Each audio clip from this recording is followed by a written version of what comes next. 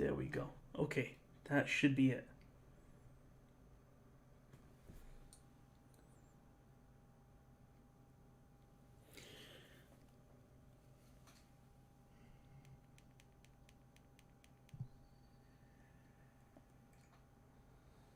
Okay, I think we're back finally.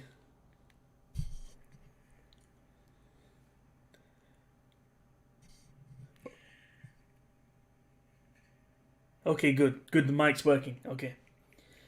Thank the Lord. Okay, I think we're back finally. Okay, sick. Thank you, Lewis, for the $5 or whatever you sent me in the last stream. So, today, as you can see on screen, let me close that. I'm gonna be making an all-character tier list for ReZero. So this is Arc 1 to Arc 7. Thank you, Anime Outlaw. I love my videos as well. So I'm going to be going over every single character in ReZero, every Ifrit, every minor character, and I'm going to be rating them from S rank to E rank.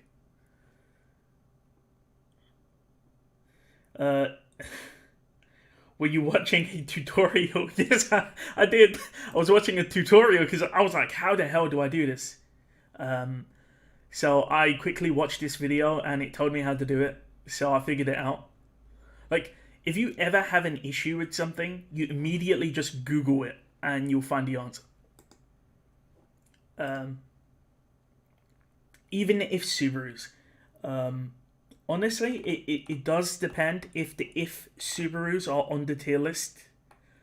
From a quick glance, I don't think they are. I don't see them. Will the stream be archived? Yes, I will archive it. Sorry, no, it won't be. It'll be public. Sorry, I'm actually dumb. I'll be keeping them all live, so if you need to go do something, feel free to go AFK or whatever. The video will be saved. Don't worry.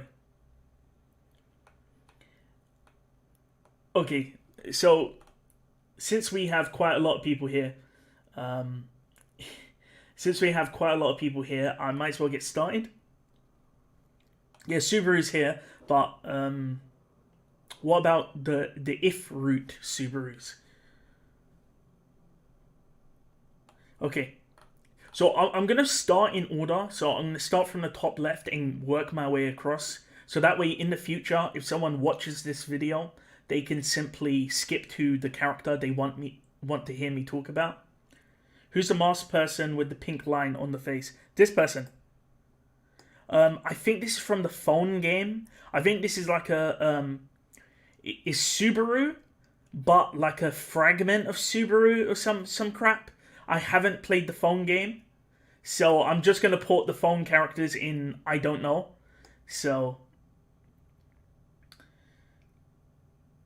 okay, sick. Okay, guys, let's begin, shall we? So like, I'm gonna be honest. Like the first 20 are just gonna be dead.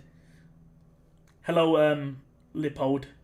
So, honestly, I'm gonna just blast through the starting characters because, you know, they're kind of lame. So this is a character from the movie. By the way, I'm not sure if you can hear that. Can you hear that like helicopter outside? Also, chat on your stream is white on white. Wait, what? Wait, what are you talking about? Sorry. Is this to Arc 6 or 7? This is everything. Every single character. So you can see Tanza is down here. You can see Kahuma. You can see Dika Ottoman. Every single character. Wait. Someone said white on white. I have no clue what you're talking about. Oh, I think I know. You're talking about the chat which appears on stream.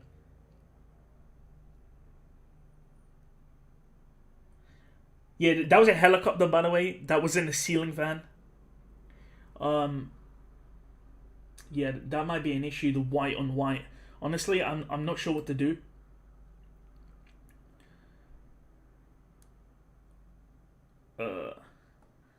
If this website has a dark mode, I could swap to that, but I don't think there's a dark mode.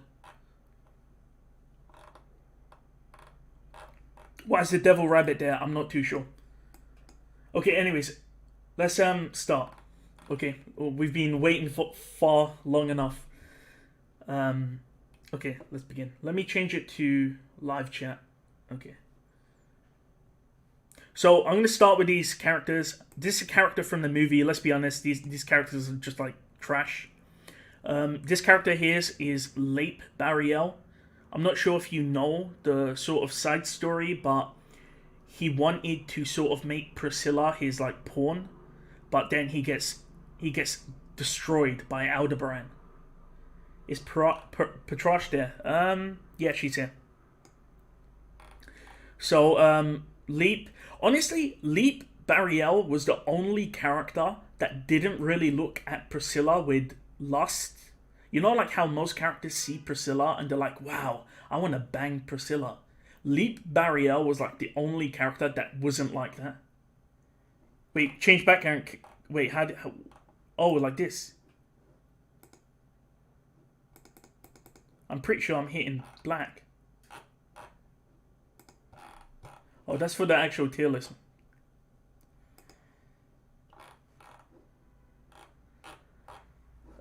Yeah, I don't think you can. Wait, what's presentation mode? Oh, there we go. That should work. I'll get into an in-depth explanation, Lewis, when we get to the better characters.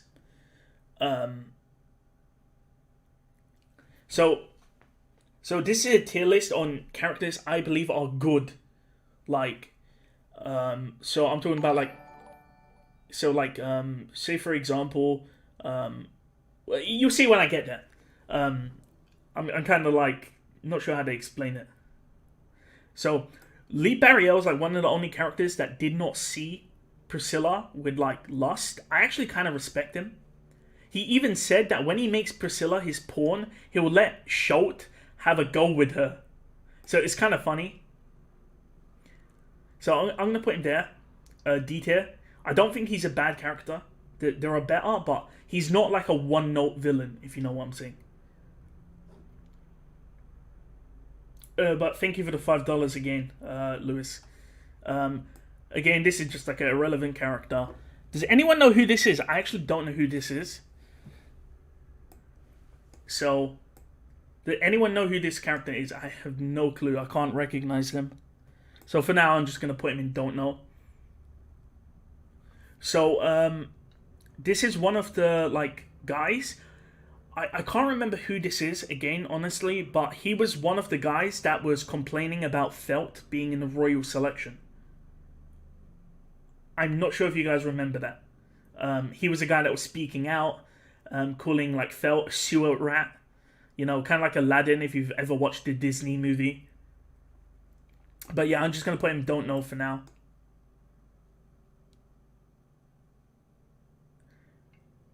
Again, I don't know this character. I'm sorry. So this character is a character in the side story. She's got really big breasts, and I think she likes Otto, but I haven't read the side story. So again, I can't really rate her. Same for this character. This is like a dog. Wait. No, man. I have no clue what you guys are talking about. What is this character tier based on? So this tier list is based on whether or not characters are good. So I'm talking about their actual character, whether I like them, and if they have like good character motivations. So I'm not going to pick a character like Lye Baten or Regulus and put them in E tier if I don't like them. What I'm going to do is sort of analyze them and see if they warrant a good character. So like, for example, Beetlejuice. A lot of people don't like Beetlejuice, but he's a well-written character. Stuff like that. So again, I'm just going to put characters where, you know, if I don't really know them, I'm just going to sort of put them anywhere. Okay, so for those that don't know, this is one of Capella's children. He gets killed off at the end of the side story. Honestly, I haven't read the side story. I can't really sort of, you know, for the guy that asked, creative YouTube name, I believe that she's from the Earth Spider side story. There's like an actual, like, I'll show you. You go to Otto ReZero Wikia. And if you go to image gallery, I think it's in Tenpenshi, yeah. I'm pretty sure this is Tenpenshi Volume 4-3. So let's see. So if we click on this, we go to Tenpenshi Volume 4, Chapter 3. Wait, what? No.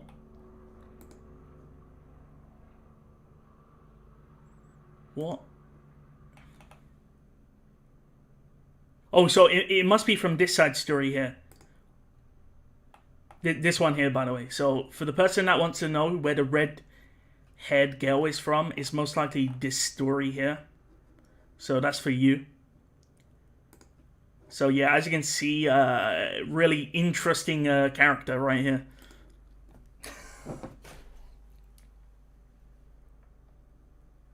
Okay, sick. Let's continue, guys. So this is one of Capella's children. I keep getting distracted, guys. You keep you keep bringing up other things, and I'm like answering. So this is one of Capella's children. Honestly, kind of again, it's kind of irrelevant. Again, so this is Rigel, Subaru's child. Again, it's kind of irrelevant. Okay, so we're getting to the first big character. I'm gonna just put speaker there as well.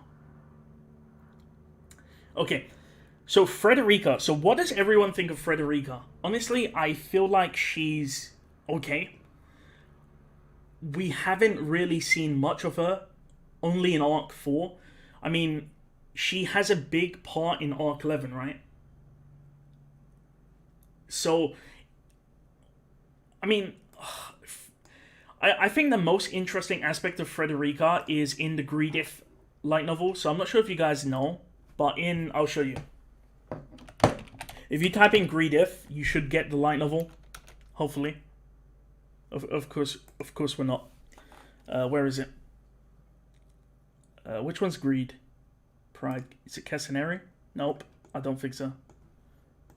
I can't find it, but actually I should be able to find it. Oh yeah, here it is.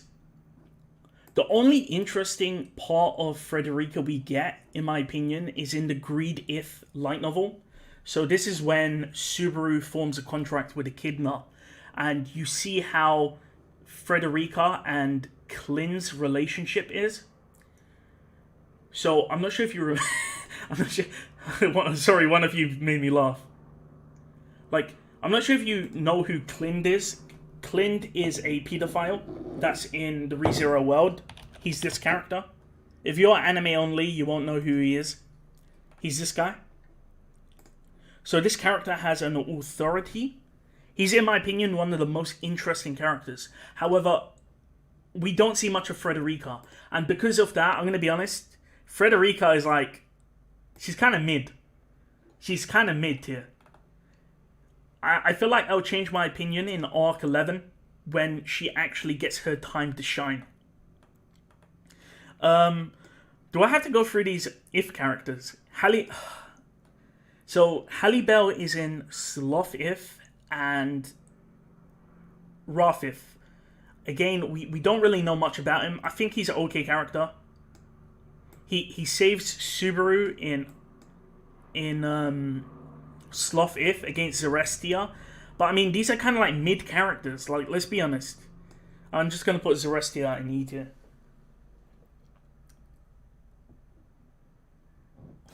I heard people in Chaos Flame are strong, but I wonder if they're stronger than the Shinobi Village. I know, right? This is one of, I think this is Minor. This is one of Petra's friends. Again, irrelevant. Stride, I haven't actually read EX 3 and 2, so I can't actually rank him. Okay, Vincent. Okay, we're actually getting to a character that everyone cares about. Vincent. Where would I put Vincent? I think Vincent, in my opinion, is one of the best characters in Arc 7. I've heard that a lot of people don't like Vincent, but in my opinion, he's such a great character. Like, what I mean is, he knows who Subaru is, right? So Vincent knows who Subaru is, knows his true identity, and what's really interesting is he knew that Subaru was hiding a big secret. At the end of the last chapter, chapter 54, he stated, "Oh, so this is what you are hiding inside you." And he said that as soon as Satella appeared. This is what I'm talking about. Vincent is such an insane character. Like, I'm not sure if you remember, I doubt you do, but a long time ago, yeah, I made a video, and it was called Vincent versus Priscilla, and it was literally called Underestimating Vincent is Wrong.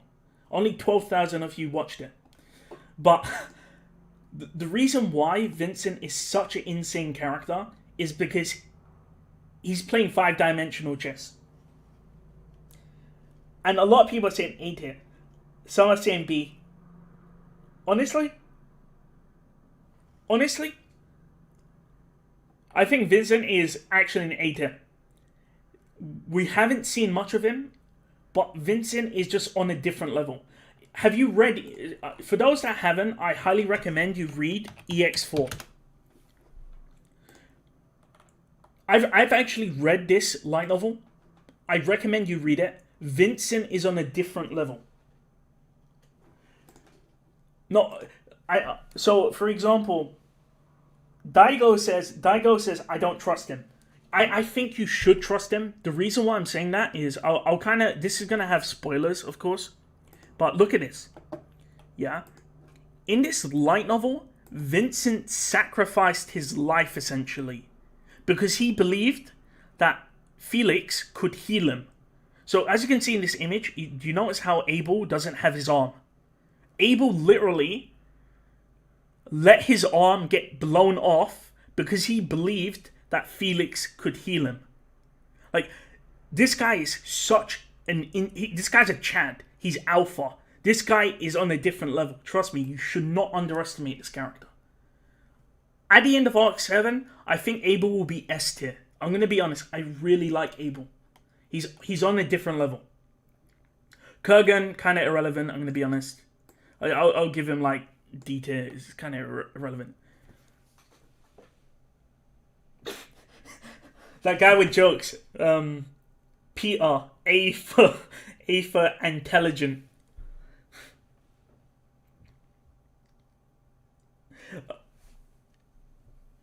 Like, it's kind of funny because what's your name? Killaters. Vincent's 5D chess move involved releasing the Witch of Envy in the cities. You know what? I wouldn't be surprised if, like, Vincent predicted... Like, I'm going to be honest with you. Vincent will find out that Subaru has returned by death eventually. He's going to figure out something. Like, quote me on this. He will 100% figure it out. 100%. Okay, so let's... So for those that don't know, this is Chisha Gold. This is the bad guy in Arc 7. This is the False Emperor. So, if you go to volume 28...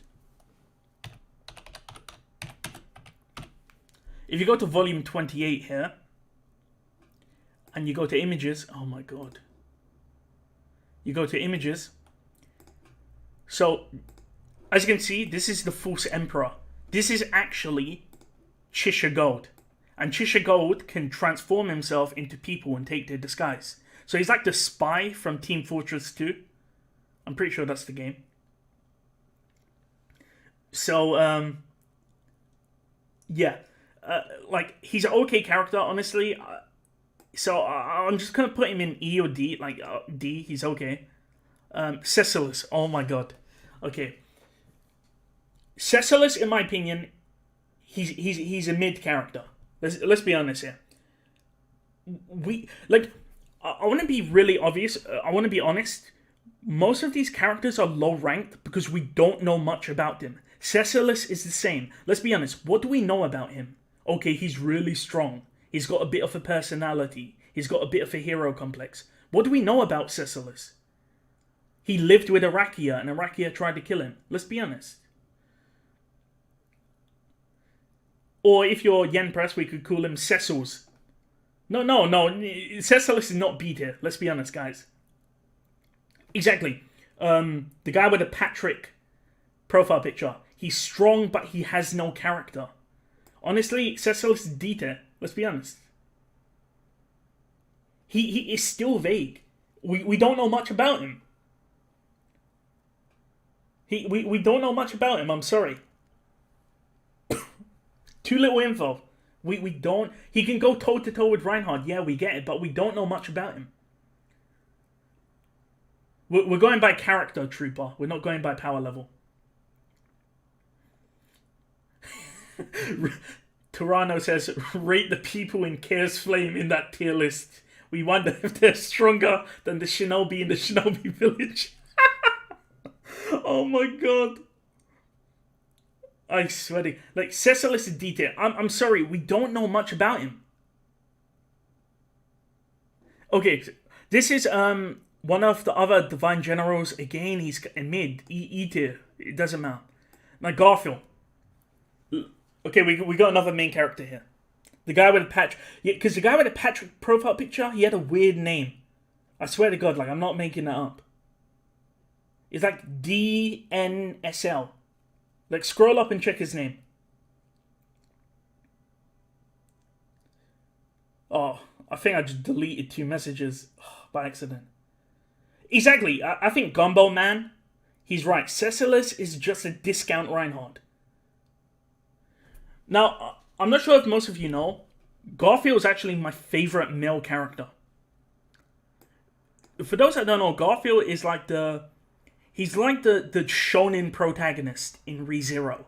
In Arc 4 and Arc 5, Garfield was just this person who just gets stronger and stronger. He wants to be the strongest in the world, you know. And Tappy himself said that Garfield might actually achieve it, you know. Which I'm not sure how, considering Reinhard exists. Honestly, Garfield has most likely had most of the character development out of every single ReZero character. So, I'm talking about in Arc 5 when Mimi gets wrecked. So, for those that don't know, in Arc 5, because of Garfield's overconfidence, he charges in against the 2 hooded figures. And as a result of that, Mimi gets slashed. And if Mimi did not intercept the attack, Garfield would have got hit instead. And this is where Garfield sort of realizes, I fucked up. If it wasn't for me, Mimi would not be hurt. And it's kind of different to Subaru, because Subaru can return by death and get out of this situation. But for Garfield, he can't, you know. Another aspect I'll talk about is, if you remember in Season 2, I should be able to find the image here. In Season 2, when Ram gets killed, of course, they don't have the image here. They don't have the image. I'll just put this image on. When Ram gets killed, when Ram gets killed, and Roswell kills Ram and Garfield, you'll notice that Garfield's first intention is to heal Ram. So he doesn't care about himself. This is what I'm talking about. Garfield is such a gangster, and I'm not sure why. No one likes him. He's got a good voice actor in anime. No one likes Garfield. And I'm not sure why, but I'm going to be honest with you. Garfield is a strong A tier. If not an S, but for the sake of this, I'm going to put him in A tier. Exactly. Joe Schmo puts it nicely. Really dig the way his identity transforms in Arc 5. Oh yeah, I didn't even mention that. Oh my god, thank you for mentioning that. For those that don't know, in Arc 5, Garfield actually meets his family, right? Where is it? And where is it? So Garfield actually meets his family. He meets his mother, he meets his half-sister, and his half-brother.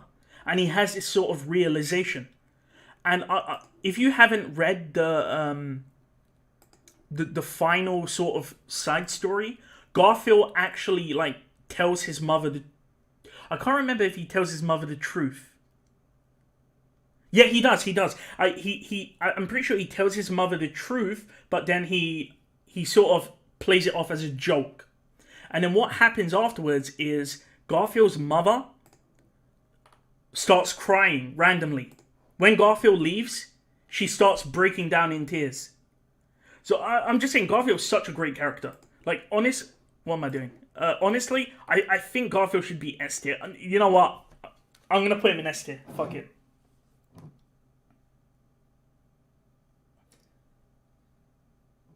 Yeah, I think most of you, you know what? I think he's S. You know, these other characters, honestly, let's kind of just put them in low tier. Like, no one cares about the Divine Generals.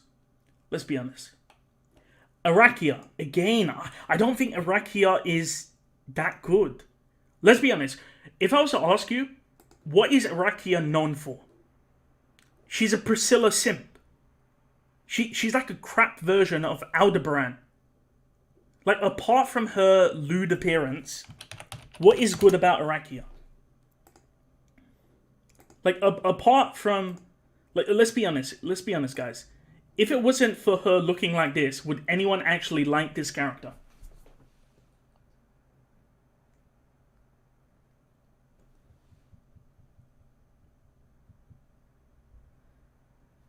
Come on, is anyone going to give me a good explanation? Why is Arachia... like... I think the best Arachia moment is when Todd saves her. Because it showcases Todd. Honestly, I don't think Arachia is all that. I'm going to put her in E tier. By the way, the order of these characters are not in any particular order, okay? So this does not mean that Zarestia is better than Arachia, okay? This is no order. There's too many characters. There's no way I can order them all, okay? I have no clue who this character is. I have no clue who this is. Steve Rogers says Arachia is better than Ricardo. Luke, you know what? I think whoever said that is right. But where is it? Add row below. You know what? Only good because lewd.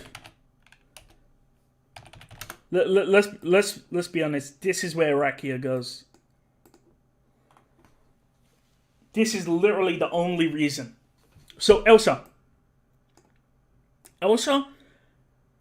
was an amazing character.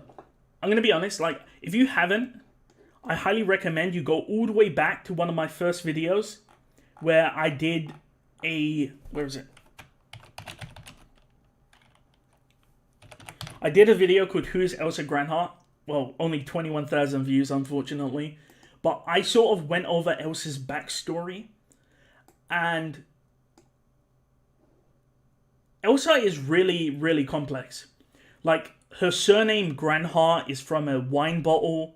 So I'm not sure if you know the story, but Elsa was young. So she used to steal from people. One day she got caught, and that man, the shopkeeper, tried to rape her. I'm being dead serious. Elsa nearly got raped. And she killed him with a shard of glass. And that shard of glass belonged to a wine bottle called Granhiert. And so she took that name on herself. Now, I'm going to be really honest. It's really hard to talk about Elsa because I'm not sure if you know, there's a side story called Apocalypse Gals where you see Elsa's backstory. And this is not translated.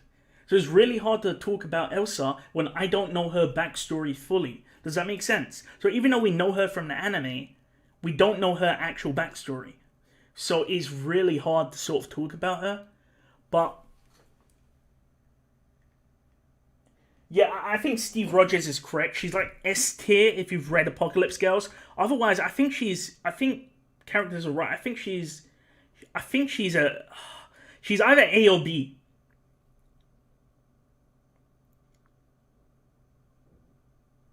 I'm not sure.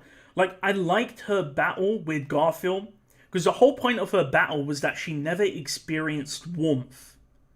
So the first time she experienced this warmth was when she killed the person that wanted to rape her. But then she had this interesting feeling again when she fought Garfield. That's the reason. By the way, I'm not putting her anywhere, by the way.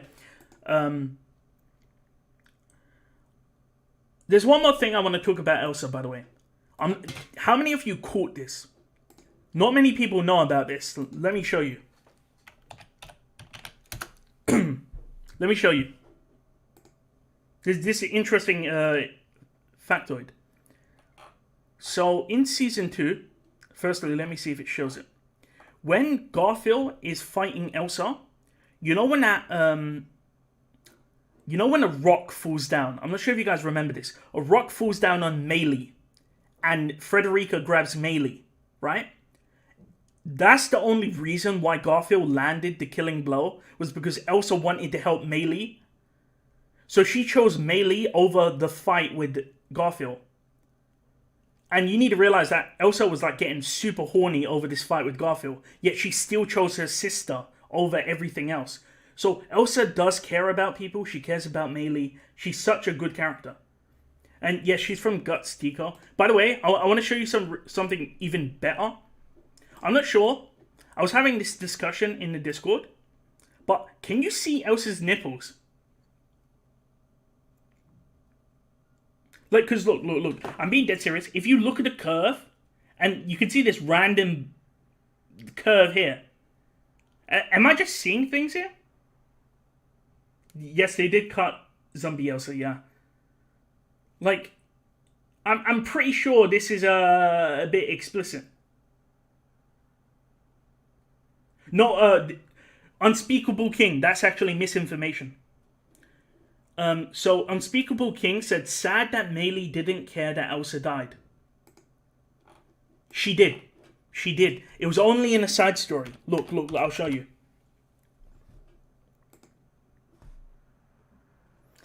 I'll show you. In a side story, side content. So Assassin Sisters Chapter 4. So you can see Meili crying over Elsa's death, and you can see Garfield in the background.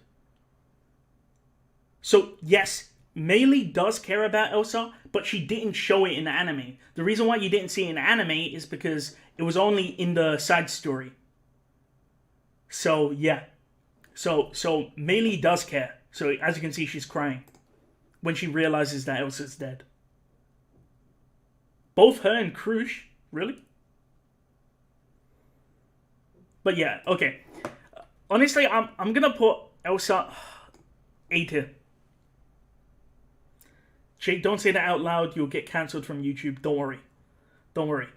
Like I said, like the reason why you guys come to this chat is so you can get this trivia. Like, let's be honest. How many of you have Light Novel 1? Oh, but this is gonna get me. Look, oh my god. Yeah, by the way, if you ever want the most lewd Elsa, this is the one you go to. Yeah, like, you literally come to my chat if you want to see all the interesting information. By the way, if you notice that I don't talk for a bit, that's because I'm reading messages. Okay, Capella, oh my god. Wasn't Meili crying in the ReZero break time chibi shorts? I'm not sure. I can't remember, if I'm going to be honest with you. Come for me, come for the information. What's happening in the... Okay, so I'll show you the... I swear to God, I'm pretty sure this stream's going to get taken down for sexual content. But in this... So when Reinhard kills... When Reinhard attacks Elsa in the loot house in Arc 1. So, let me pull this up.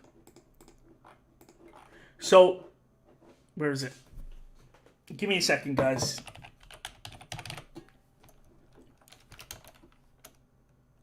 So in Arc 1, at the loot house, Reinhard does his attack, and he blows up the loot house. And Elsa runs away, right? This is afterwards. So Elsa is still wounded, and Meili is in the city. And I just saw a notification go off, or heard one. What happened? I have no clue what happened. Oh, Cleanse has subscribed. Thank you. So, so Elsa escapes, right? And Meili has this sort of like healing slime, and she puts the slime on Elsa. I'm not making that up. That's what happens. I swear to God, I'm pretty sure this stream is going to get demonetized, by the way, but just because of that. She can regenerate, but I'm not sure why. I'm not sure. It's just fan service, innit? Yeah, I do. I do like that illustration, mate. Okay, let's continue. Capella. I'm not gonna lie. How long have I been doing this? I still haven't gone for a look at this. Oh my god. Okay, Capella. Honestly, I think Capella is the best Sin Archbishop. Hands down. Capella is the best Sin Archbishop.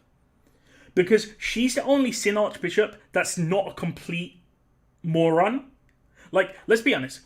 If we look at Regulus, Regulus is just like, you violated my rights.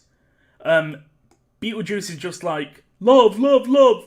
You know, Sirius is just calling people a hoe. You know, it's just like every Sin Archbishop, every witch, they're just mentally deficient. The only character that actually has brains is Capella. Like, 36 minutes in, oh my god.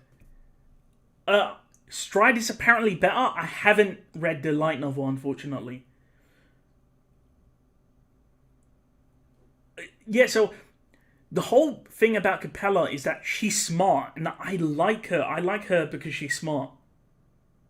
And because she has a plan. Like, she appeared, like, I'm not sure if you remember, in Arc 5, again, let me bring up the ReZero wiki. ReZero. I can't even type Wikia. Ow.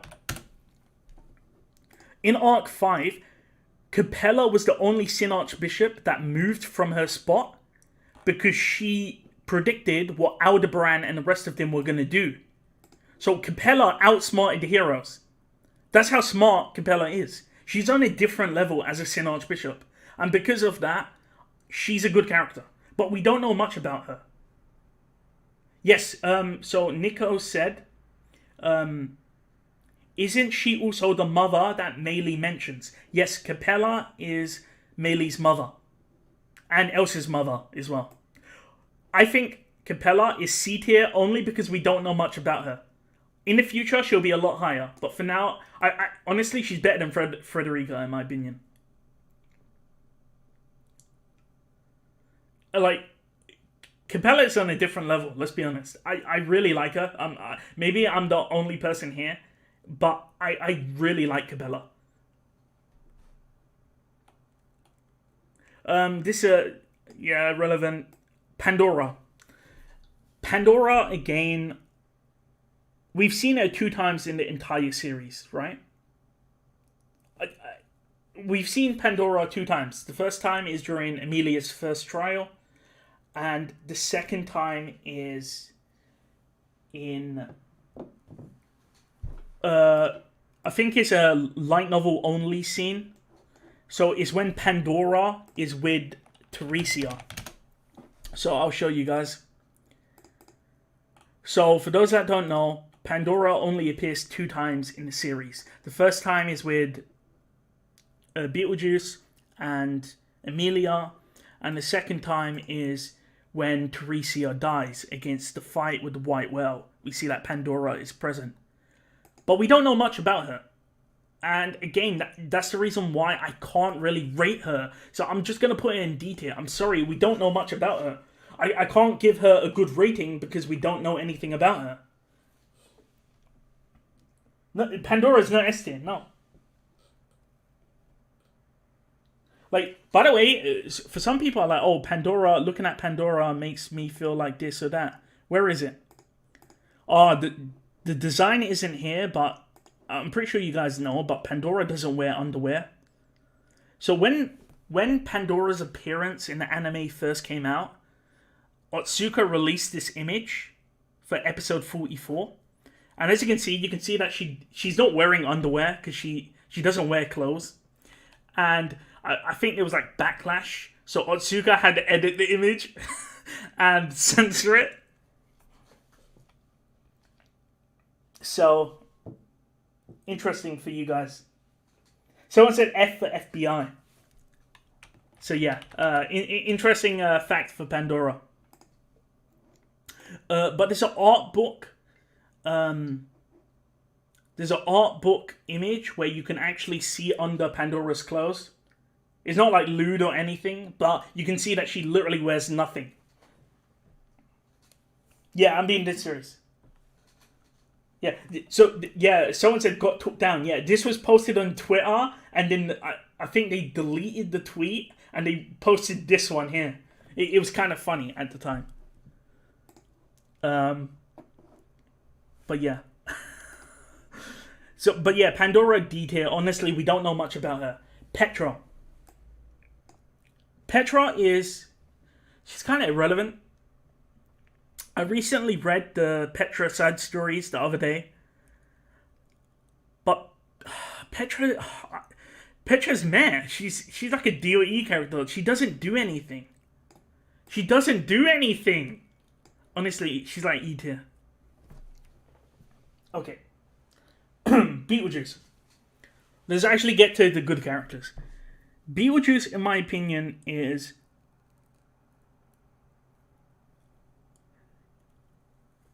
as a Sin Archbishop, I don't really like him. But as a sane person, I think Beetlejuice is insane. Because not only did Beetlejuice go up against Pandora, it was obvious he likes Fortuna, right? We see him in... I don't know, like, he's a good character. We know that he knows Flugel as well. Because when he takes his witch factor, he says, "Forgive me, Flugel-sama." So he knows Flugel the Sage. And he was one of the founders of the Witch Cult. And he's obviously a good character.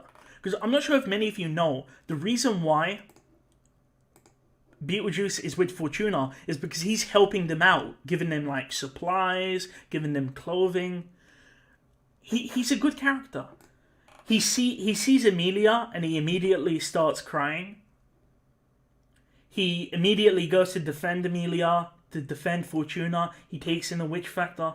He's one of the best characters.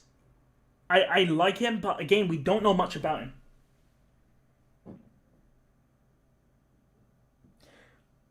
S tier? No, I can't give Beetlejuice S tier. I'm sorry. The only reason why I can't give him an S tier is because we don't know his full story with Flugel. I feel like when we get him more fleshed out, like, look, I'll show you, look. Did you know this? Yeah? Look at this. Where is it? Where is it? Where is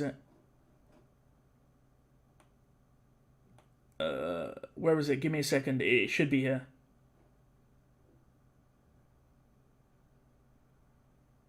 Where is it? Come on.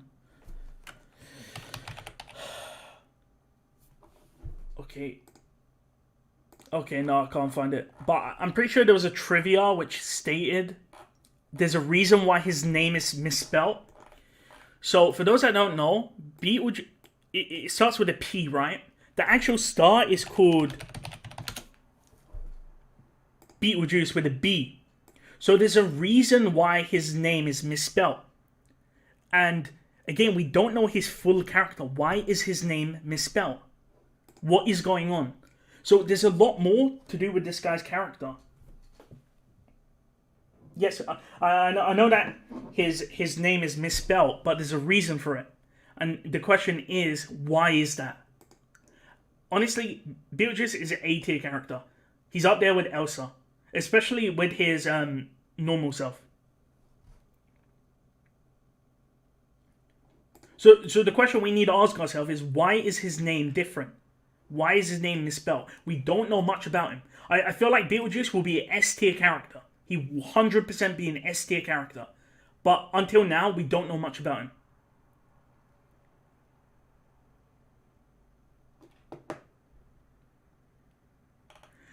him. Regulus, I'm going to be honest with you.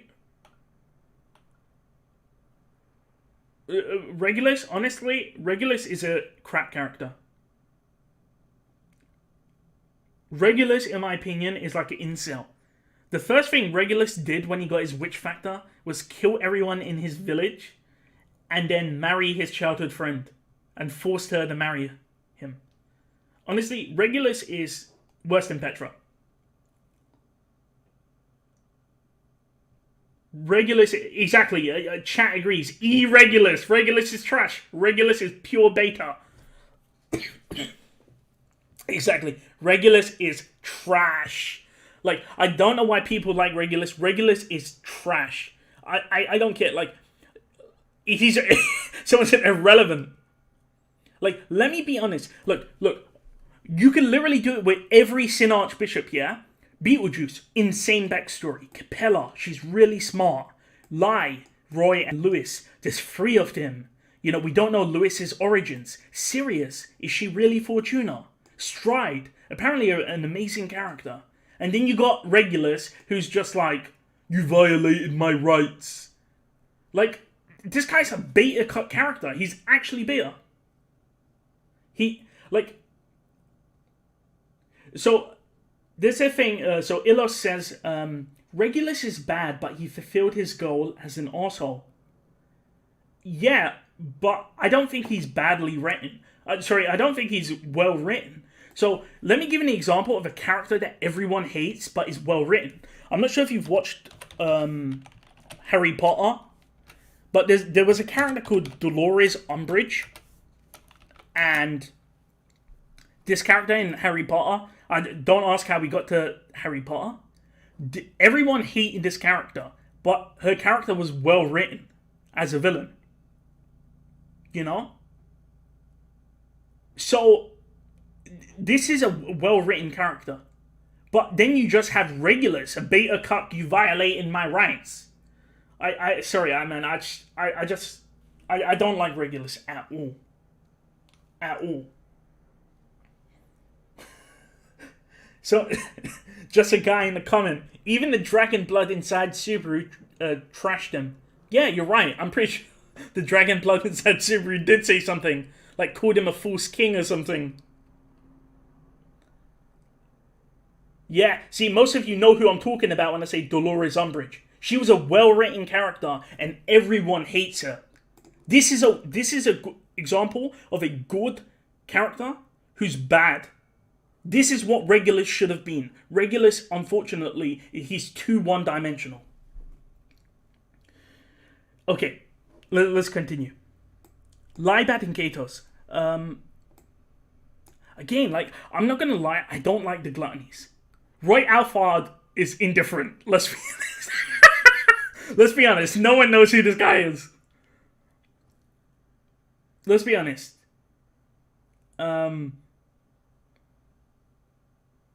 He's just entitled. I wouldn't say bad. It's not like every villain needs a deep story or motivation.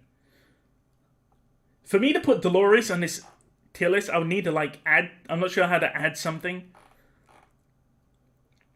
But, like, honestly, Roy Alphard is like all the way down. Somehow Roy Alphard is more irrelevant than Regulus. Honestly. Oh my god. Oh my god, Roy Alphard actually. I can't. So we've had Lye Baten Katos' story arc. So he eats Rem's memories. He turns up in Arc 6. He kills Subaru. He says to Subaru to try again. And then he's defeated. I'm going to be honest. Roy Alphard is not a good character either. Lye Baten Katos. These characters are so interchangeable. Like, Lye Baten Katos is a low character as well.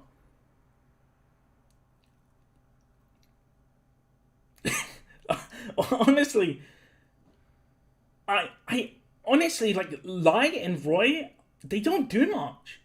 Like, sorry I'm laughing like the joke. Honestly, this is, I can't, I just can't, like, I'm just gonna move on. Okay, Lewis. Lewis, in my opinion, is a great Sin Archbishop. I think the main reason why people like Lewis is because she's doing like a proper 180.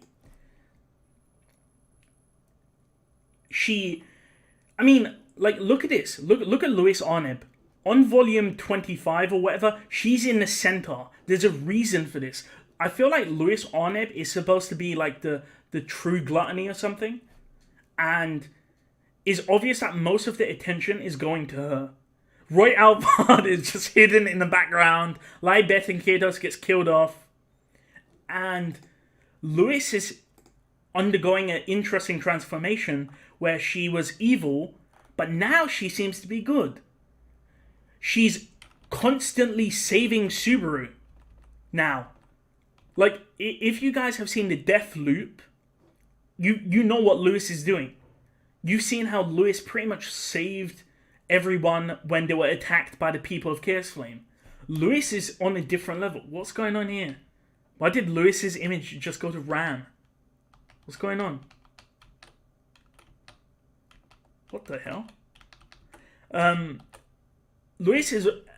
As you know, Lewis is one of my favorite characters. I think she's okay. Someone said A tier for being a good dog. I think Mike is correct. Lewis is getting rehabilitated. But honestly, I only think that's enough to put her in C tier for now. Because we don't know much about her. I'm going to be saying that for a lot of characters. We don't know much about them. We know that she doesn't have the witch's scent anymore. We know that she has her abilities somehow. But we don't know much. I don't know. I'm only going to give her a C. As you can see, I'm not biased. I'm not putting her in S tier. Someone said blonde equals C tier. Yeah, I think you're right, Berna. It's difficult to argue that Lewis from Arc 6 is the same Lewis from Arc 7. Besides appearance, they're basically different characters. That's what Dylan says. I can't even speak. I think you're right. I'm not sure if they're different characters. I don't know. There's just not much information. And I feel like soon we're going to get the reveal. I do like... Exactly. Jeremy Thompson says, her arc isn't complete. That's exactly it. Sirius, again, we don't know much about her. She appears, she calls Amelia a hoe, then she gets captured. So... Again, like, we don't know much about her. She's better than Regulus, I'll tell you that. But again, we don't... I'll put her up there with Pandora. But we don't know much about her. Currently, she's in a BDSM jail cell. And in the capital of Lagunagar. But we don't know much about Sirius. Again, like, we don't know what's going on with Gluttony. I mean, not Gluttony, Wrath. So again, I can't do much. I'm sorry. Satella. Again, we don't know. Like, honestly, you know what? I think I'm gonna make a new tier. You know what? I'm gonna make it. You know, I'm gonna make a new tier. I'm gonna put this as purple or something, and I'm gonna put not enough info. I feel like not enough info is what we need to. We need to put Satella in here. I feel like Satella is one of the most interesting characters. She's kind and caring, but we don't know enough. Like, I think I'm just gonna put like characters like the characters we don't know about in here. Like, I'm gonna be honest. I feel like this is what we should do to be fair. I feel like this is the easiest way to do it, where we're not being biased. What am I doing? I feel like this is the best case scenario. We don't know much about Satella. Let's be honest here. I don't feel like you could rate Satella and be honest without having a bias. There's literally no way you can do that. I'm putting Satella in the not enough info Because we don't know anything about Satella. We know that she loves Subaru, but we don't know anything about it. We don't know any backstory. It's like putting Flugel on the tier list. You just can't do it. She's the biggest mystery of ReZero. There's no way I can put her on the tier list of characters when we know nothing about her. So I can't. S for Satella, someone says. I can't, I'm sorry. Echidna, okay. This is going to be controversial. Echidna is straight up... I don't like Echidna. If anyone knows me, I don't like Echidna. Jake Z, who's your opinion of who's stronger? The people of Chaos Flame or the Shinobis of the Shinobi Village? Most likely the Shinobis.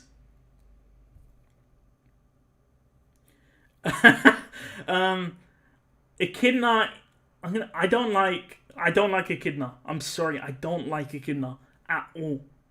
But I'm trying to think of... I'm trying to be non-biased.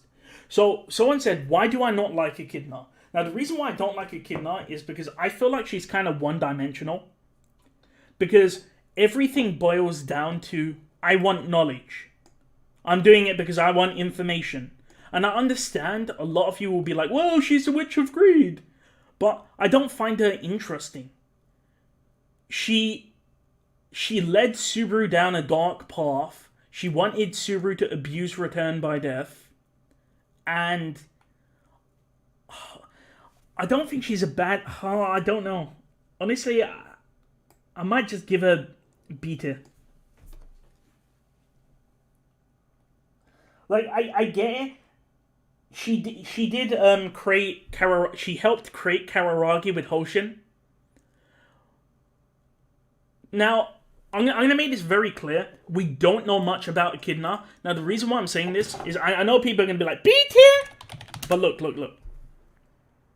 Look. So there are two different types of Echidna. Yeah? The Castle of Dreams version. The Castle of Dreams version, which we see in the Tea Party. And there's also this clapped version of Echidna. This is the real Echidna. And Tappy has stated that Tea Party Echidna and the real version of Echidna are considered different people.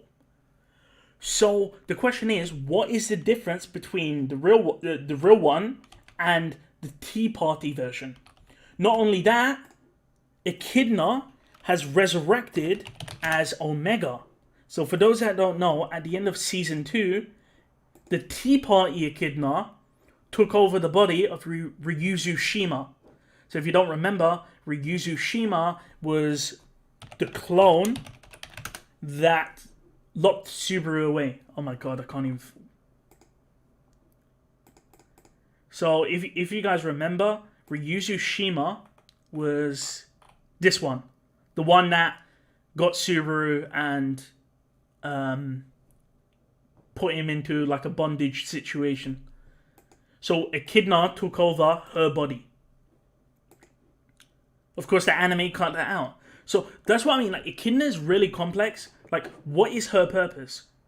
You know, and that's the reason why I can't do much with Echidna, because there's so much more information with her. I don't like her, but I'm not going to try and be biased. Yeah, there's so many Echidnas. I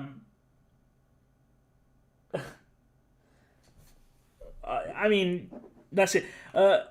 Jesus Christ, we've got this many characters. You know, I'm going to kind of speed up, guys. Typhon and...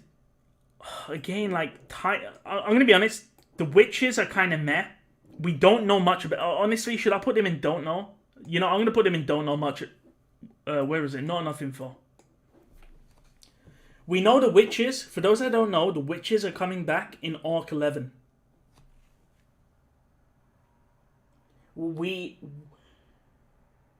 Yeah, so Mike says Echidna just wants knowledge. Yeah, exactly.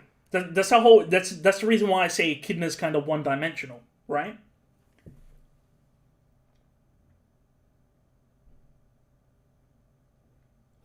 So For the witches, we don't know much information about. Anna Rose, just irrelevant. Daphne, Carmilla, Segment, they're all not enough information. We can't rate them. Same with Hector, we can't. This is what I'm talking about. So many interesting characters, we can't rate them because we don't have enough information. By the way, fun fact, there's a theory that states that Anna Rose is Roswell's next target. So for those that remember,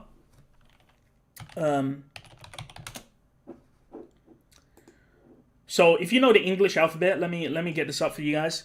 English alphabet. Let me teach you something here. So this is the English alphabet. Here. I'm not sure why it's on N. So where is it? So where is it? Let me get it. This one's a bit more age appropriate for the group. So Roswell is currently on. Look at this. This is gonna blow your mind. Thank you for the $5. You forgot Scarf Echidna. Yeah, I don't count Scarf Echidna. But look, Roswell is currently on L, yeah? And if we go back to our age-appropriate alphabet, L's over here, right? L for lion. The next letter is M for moon. But what's really interesting about Anna Rose is that her surname is M. So people have theorized that Roswell, if he fails to achieve his goal, he's going to take over Anna Rose, and then of course he'll be Roswell M. Mathers. So that's the theory. So thank you for coming to my TED Talk, where we learned the alphabet.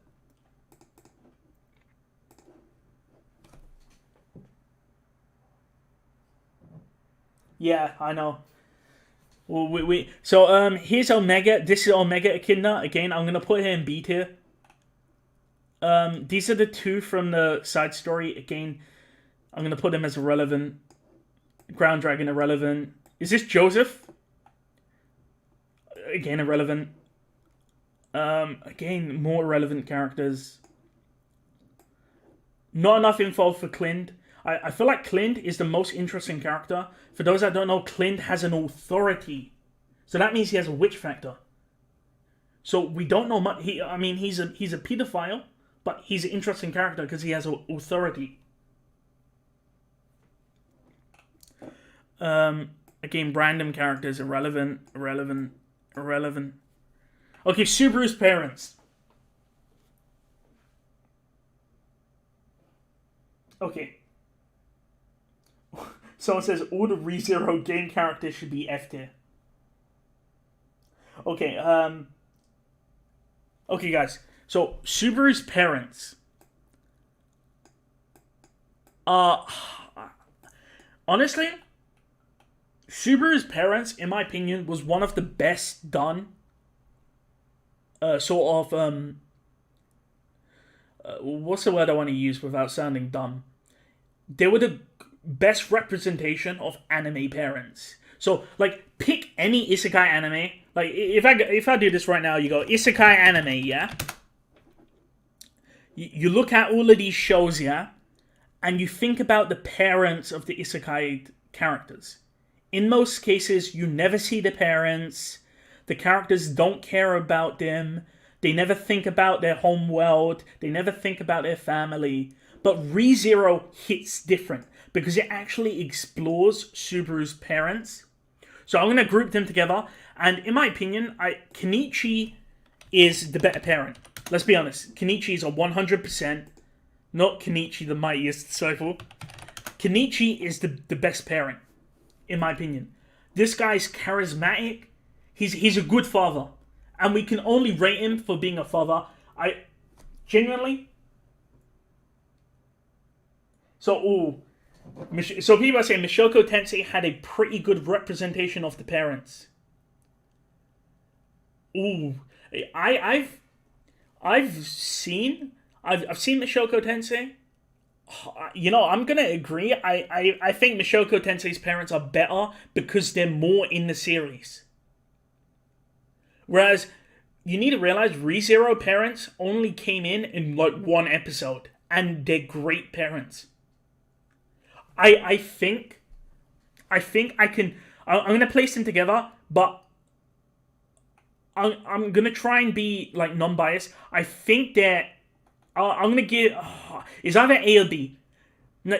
Again, I understand some people will be unhappy about this, but you need to realize they were only in one episode. They were only in one episode, so I'm only gonna give A or B. Let's be realistic, guys. They were only in one episode. Someone said Kikes Kenichi should have been the protagonist instead of Subaru. I think I'm going to give them A tier. Because you need, again, guys, realize, they were in one episode. And they, in my opinion, apart from Mishoko Tensei, they are the best representation of parents you can have. Like, these images were insane. The support Subaru was given. Not only that, if you see my video where it was like, where is it? It was like, if Subaru was never summoned, where is it? Yeah. I highly recommend you watch this video to sort of see what would have happened if Subaru was never summoned.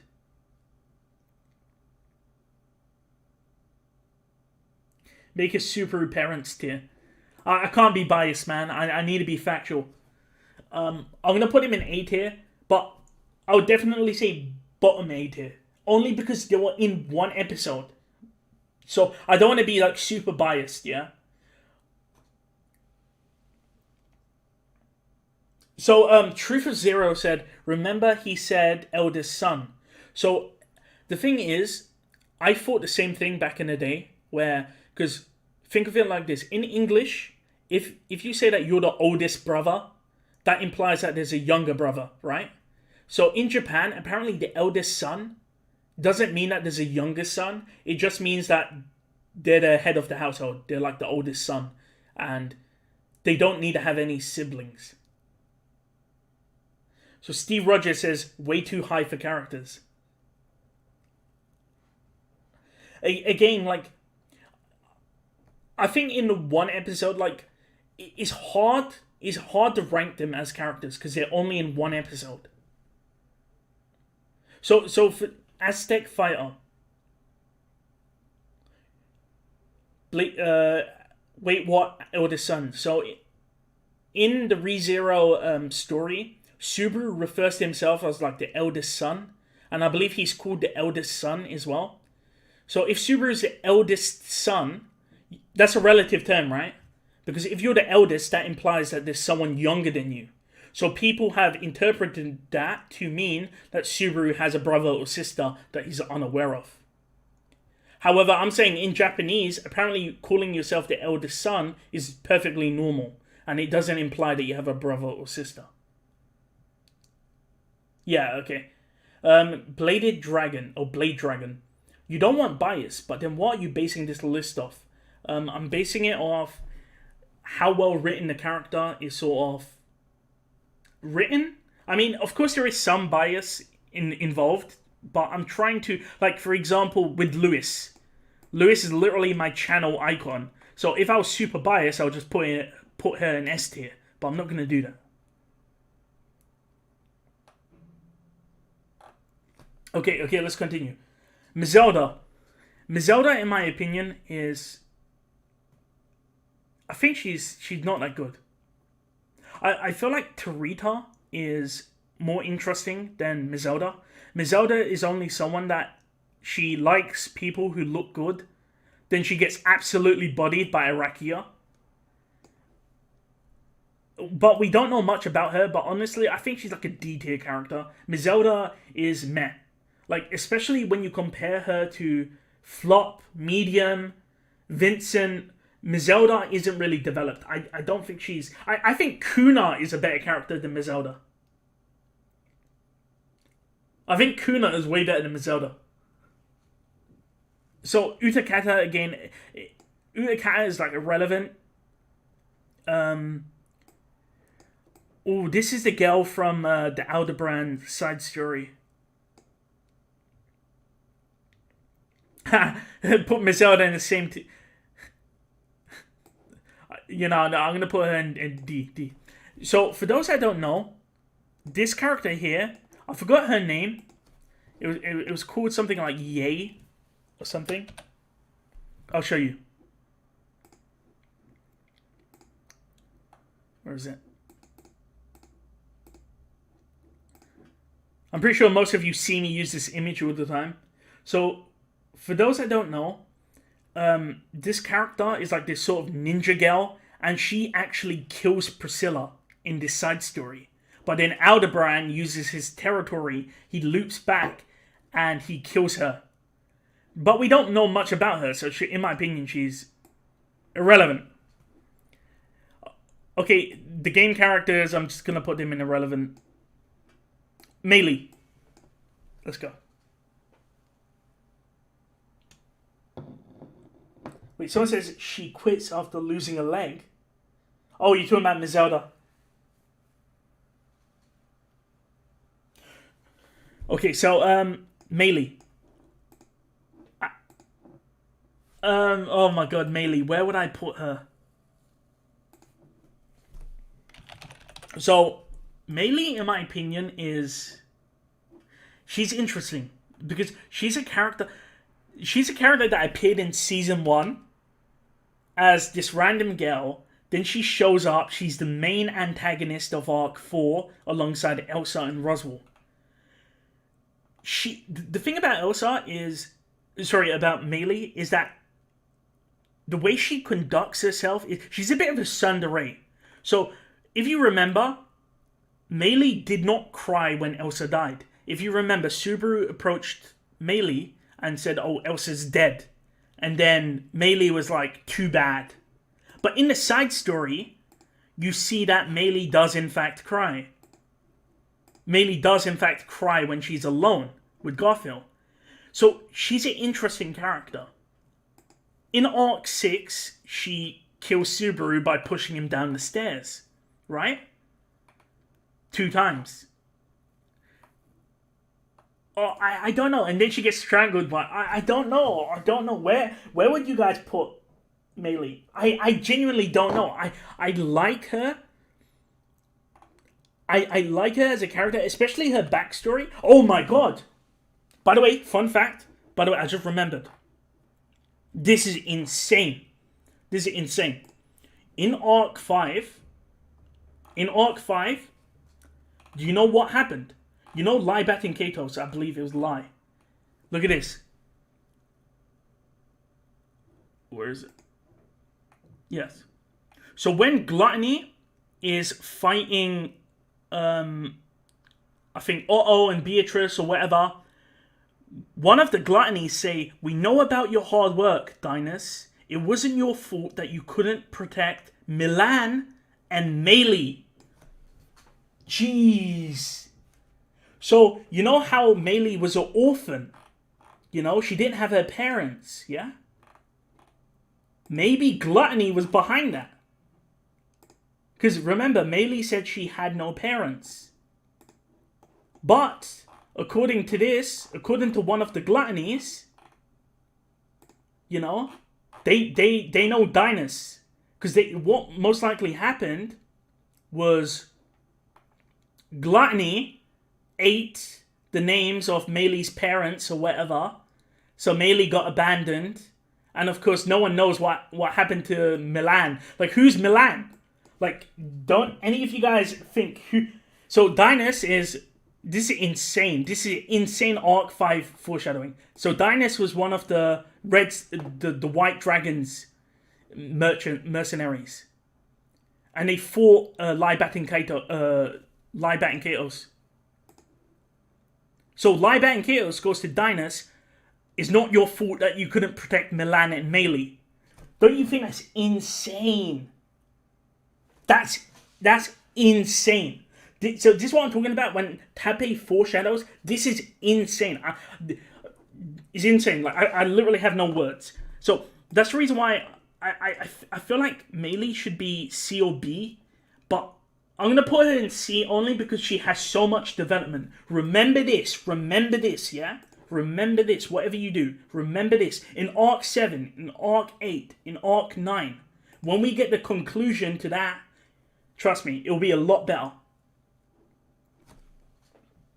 Yes, potential character development. For now, I'll say Meili is mid-tier. But in the future, she can definitely rise. 100%. 100%. Video game character. Video game character. Video game character. Video game character. What is this? Is it Volcanica? I have no... Does anyone know what... Irrelevant. Irrelevant. Irrelevant. Irrelevant. Irrelevant. Irrelevant. Irrelevant. Does anyone know who this is?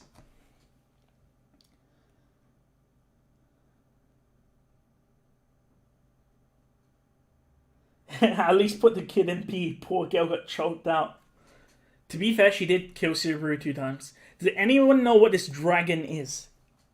This is not Volcanica, is it? It doesn't look like Volcanica. Is Volcanica somewhere here? I don't see her. I don't see this might be Volcanica. Oh, Valgren. I don't know then. I haven't read the side story.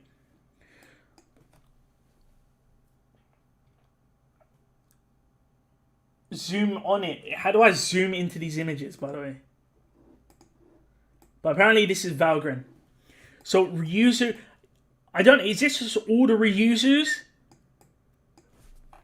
Or Ryuzu Shima? Like, which Ryuzu is this? Volcanica is next to Shula. Where's Shula? Where's Shula? Shula. Oh, there he is. I see him. Okay. Okay, Ryuzu Shima, honestly, they're relevant.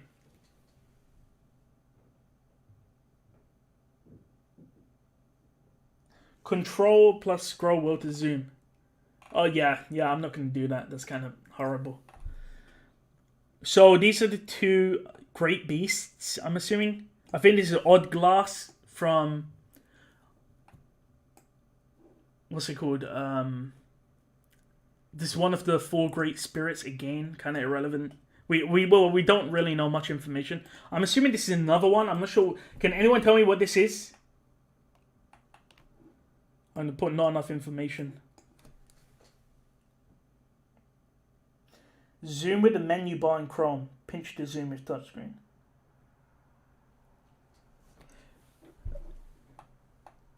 Wait. Yeah, no. Video game characters go to irrelevant. I'm sorry. Crusch. Okay, let's actually get to work now. We're getting quite a lot of good characters. So, Crusch, in my opinion, is D tier. Yeah, okay, that's Muspel. Okay. Crusch, in my opinion, is the weakest royal candidate. I'm going to be honest. She starts off very strong in Arc 3. She has a great personality, but then her memories get eaten. She turns into this weird damsel in distress, and then she just keeps getting dicked on. Like, Crusch gets destroyed every single arc. Like, I think Ice put out like a tweet recently where he was like, every single royal candidate has been getting side stories except for Crusch. Like, Crusch is just been getting destroyed.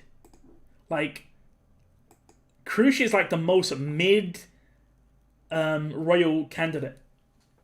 No, Crusch is like D. No.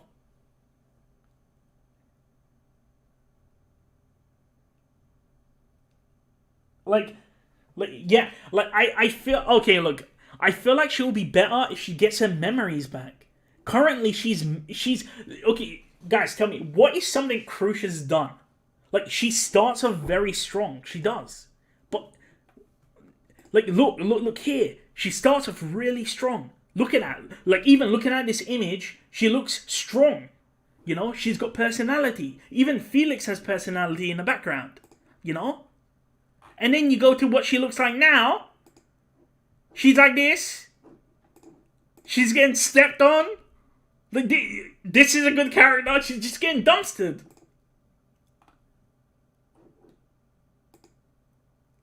You know, I'm sorry, I just can't. Like, look here. She's insane. Then you just look later on, and she's getting fucking just... Like, look here. Like, look at Garfield, look at Ricardo, look at Wilhelm. They're all looking badass, yeah? Look at Crusch. You think she's gonna do something. You go to the next scene. Look, she's prepping herself. She's gonna go in. It's like... I'm sorry. It's literally... When's the Fire Emblem Heroes tale is happening? It's not. It's like... This is literally the Yamcha meme, but in ReZero format. Look at Crusch getting all, like, amped up. She's gonna go destroy people. And then next scene, she's just on the floor. I'm sorry, I can't take it seriously. I'm sorry, I can't.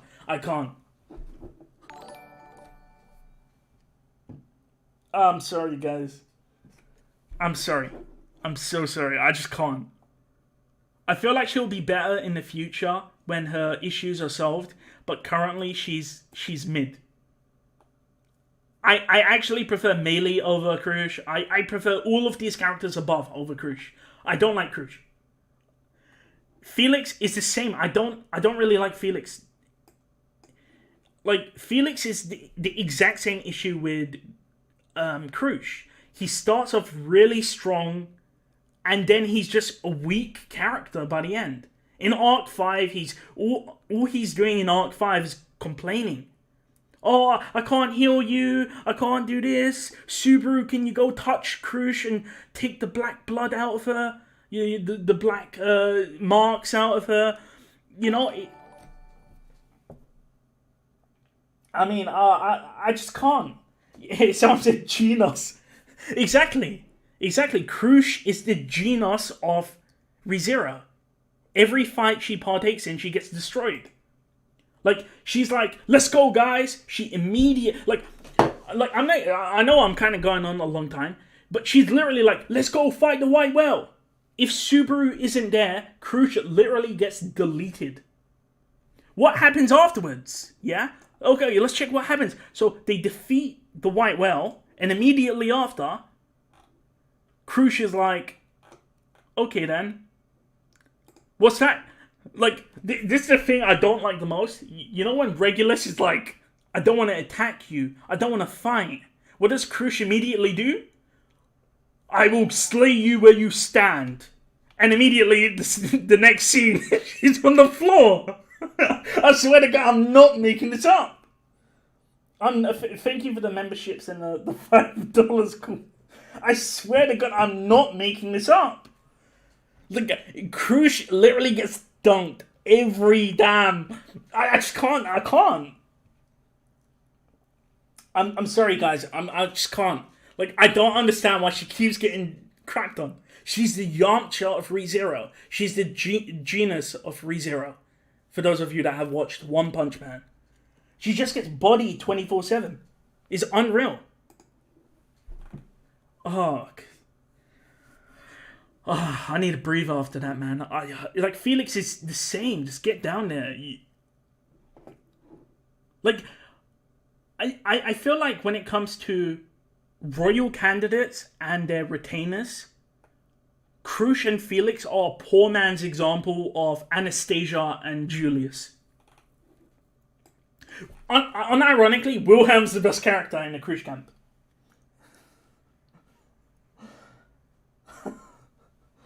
Oh my God. I'm sorry, guys. I'm reading your comments. Wilhelm, in my opinion, is...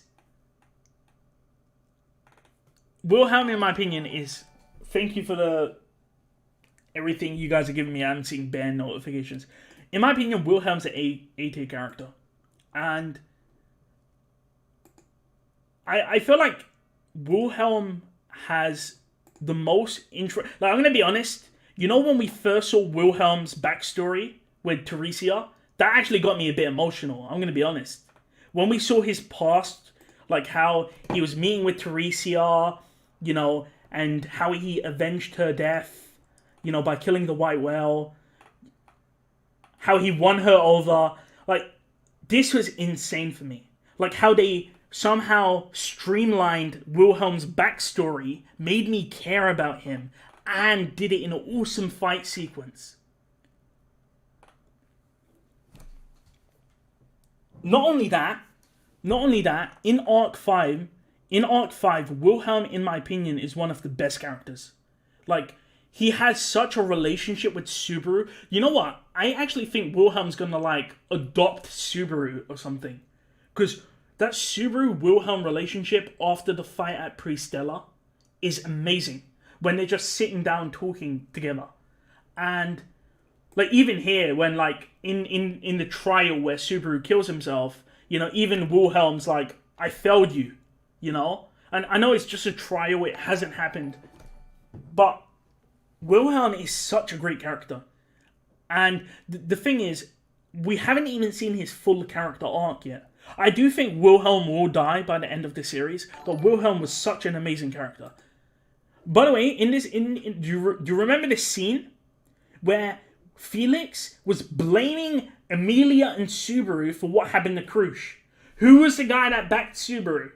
Who was the guy that was like, Felix, stop the crap? Wilhelm. It was Wilhelm that jumped in. This guy's a real OG. Remember that. He's A tier, 100, you know, top of A tier. Exactly. Wilhelm lost Reinhard, but he got Subaru. 100%. Wilhelm is, like, especially if you haven't read, like, the light novels or the web novel, Wilhelm is an amazing character. Uh-oh. Oh my god. I keep saying Otto. Uh-oh. Or uh-oh. Because I'm British, so I don't pronounce the T. But, in my opinion, Otto is one of the best characters. I'm gonna be honest. He's straight up S tier. He's straight up S tier. I know some of you may be like, what? But Otto, in my opinion, is one of the best characters in the series. Now, for those that don't know, I'll show you this. In ReZero, in Arc 3, one of the most pivotal scenes in Arc 3 was Rem's confession, right? Or according to this image, Rem's encouragement. This was the change which made Subaru succeed in Arc 3. In Arc 4, though, it was Otto. So the scene where he literally... Where is it? He literally punches Subaru and he's like, you need to trust your friends. And what many of you maybe don't see is that Otto and Satella are literally saying the same things. Like, Otto literally says the exact same thing as Satella. Because if you remember, Satella said, trust your friends. Now, Otto is like, you need to tell your friends what's going on. So Otto is such an OG gangster. And he was the reason why Subaru succeeded in Arc 4. But one of the reasons why I like Otto is that I've made this video before. Where is it? Where is it? Here it is. Otto Suwen, The Mystery of Otto and Pandora. And it's this weird connection between Otto and Pandora. And it's just a crack theory, but it's really strange how no matter like what if fruit Subaru does, he always bumps into Otto. It's like their lives are kind of fated to be together. Like, not in a sexual relationship, but it's kind of weird how he's always there. It's kind of funny because, like, you even see it when Subaru is tied up. Who's the person that rescues him? Oh, it's Otto. How did Otto know where Subaru was? You know? I mean, of course he uses divine protection, but it's so weird how Otto is just always there in the right place to save Subaru. And I don't know. It was also a bit sus when Otto took the Book of Wisdom that Roswell burned. You know, when, well, Ram burned it. And he was trying to reconstruct the Book of Wisdom, which again is really sus. Of course, he said that he was doing it just in case, but I don't know. It's a bit weird. Like, I feel like Otto is such a great character, but I feel like there's more to him. I feel like something's gonna happen soon.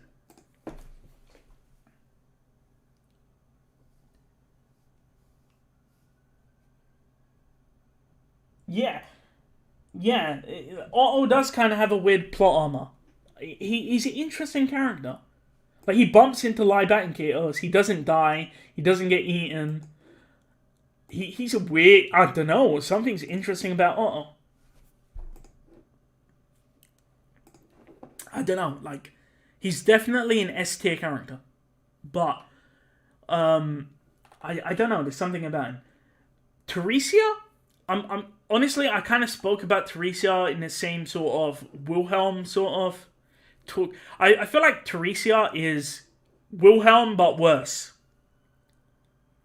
I feel like she's a good character, especially if you've read her sort of...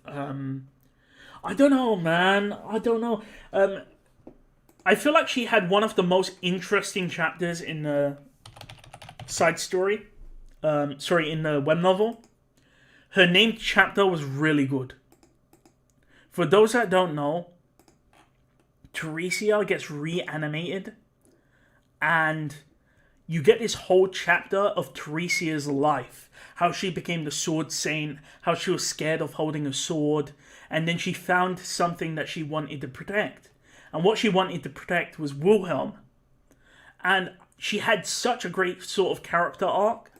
And I do like Teresia, but I feel like Wilhelm does it better. I feel like Teresia is a worse version than Wilhelm. Yeah, so the librarian says Teresia AB. I agree. I feel like she's a worse version than Wilhelm, if I'm going to be honest. Anastasia. Anastasia is... I feel like she's a C tier character. Now... The only reason why I feel like Anastasia's C tier is because she's better than Crusch. She's better than Crusch. Arc 6 put Anastasia on a sort of map. But no, actually, I don't even know. You know, I might actually change it. Because I need to realize Arc 6 was not Anastasia. That was Echidna. Oh my god, that was Echidna. Pretending to be Anastasia. So it wasn't actually Anastasia. I'm going to put it in detail then, because honestly, there isn't much about Anastasia now that I realize Arc 6 was Echidna the whole time. Yeah, I think I'm going to agree with the librarian. So I put it down because I realized Arc 6 was not Anastasia. It was Echidna. It was Scarf Donor. It wasn't Anastasia. And apart from that, we haven't really seen Anastasia, like, in the forefront. Yeah, I think that's reasonable. I like Anastasia. You guys know I like Anastasia. She's literally on my channel banner. I like Anastasia a lot. But I just realized that she isn't, like, even in, like, the most important scene for me, the most memorable scene of Anastasia is this. I'll show you. Is the scene where everyone kills each other. But that's not Anastasia. That's Echidna, Scarf Donor. Like, the only times we see Anastasia is this illustration where she tricks Subaru. This one where she invites everyone to Priscilla. And here where she's looking kind of cute. And then everything after that is Scarf Donor. Thank you for the $2. Someone said balcony scene. But the balcony scene, this is Scarf Donor. This is Scarf Donor. This is Scarf Donor. This is Scarf Donor. This is not Anastasia. So, I can't, honestly, what I should be doing is rating Scarf Donor. Because, let's be honest, Scarf Donor, in my opinion, is a better Anastasia than Anastasia. Like, Scarf Donor is here. Scarf Donor is like a C-B tier character.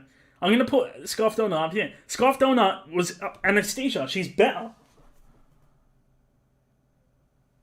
Someone says not much info here.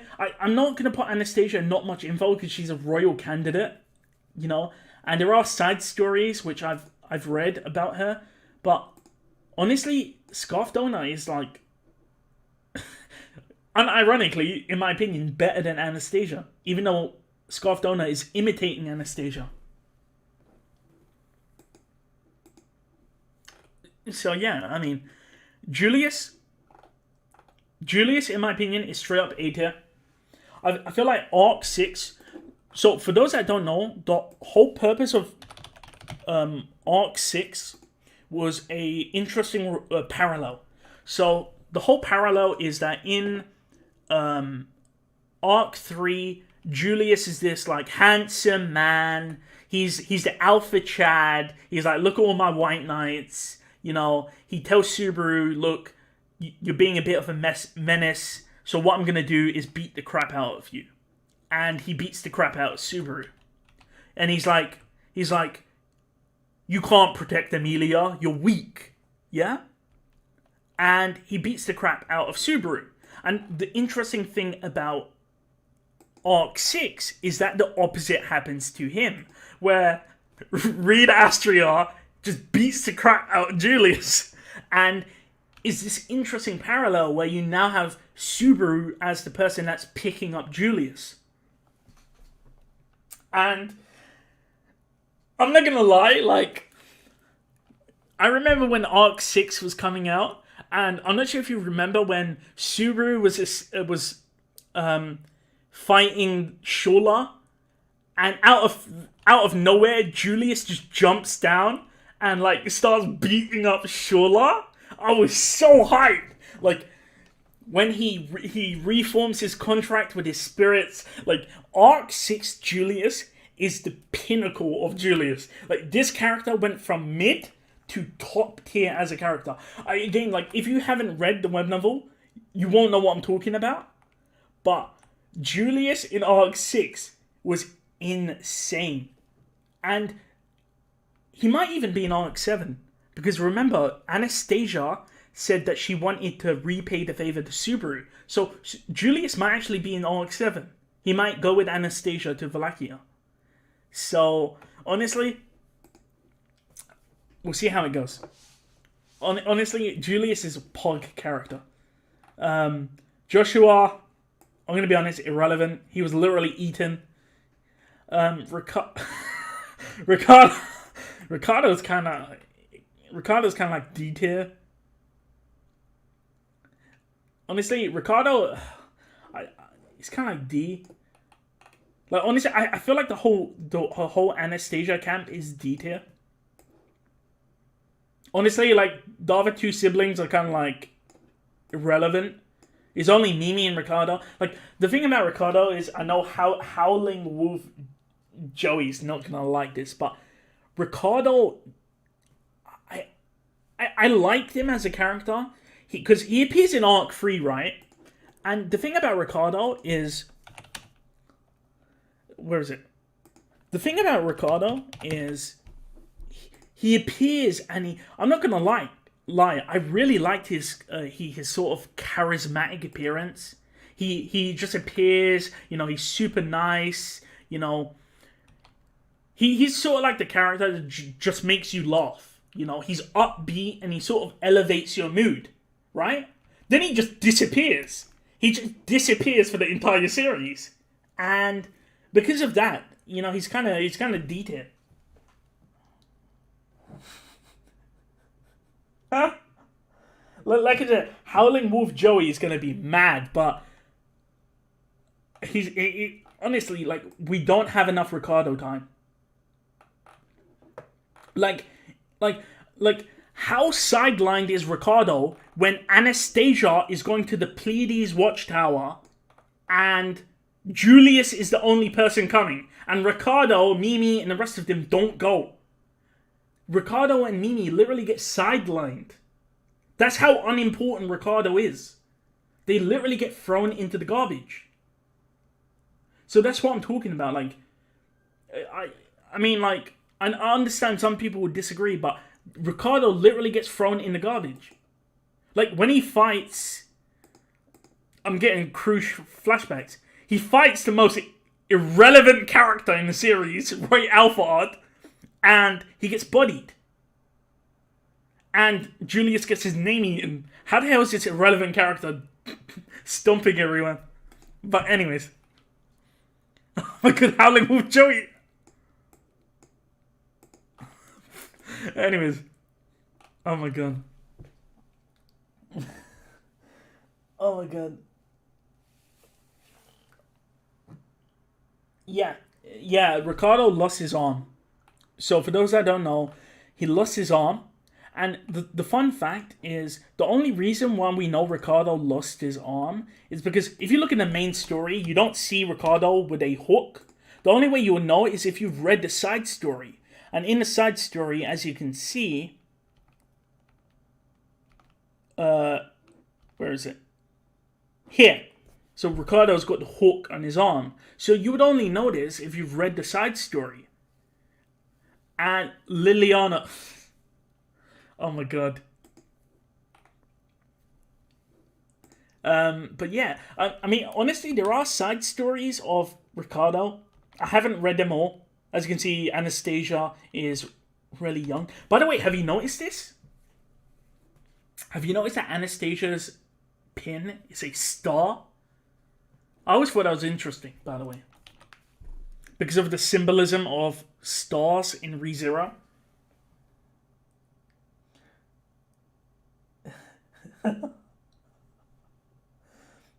Okay, so essentially Joey is saying that...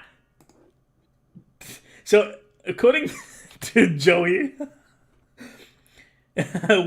when Ricardo has a hook in his arm, that's not actually Ricardo. It's actually someone else. But honestly, I feel like Ricardo has potential. I feel like in the future... Ricardo will get more development. As of now, he's sidelined. And I think Joey will agree with me when I say that Ricardo does not have enough screen time. I feel like Ricardo, Mimi, all of these characters need more screen time. They need more screen time to move up.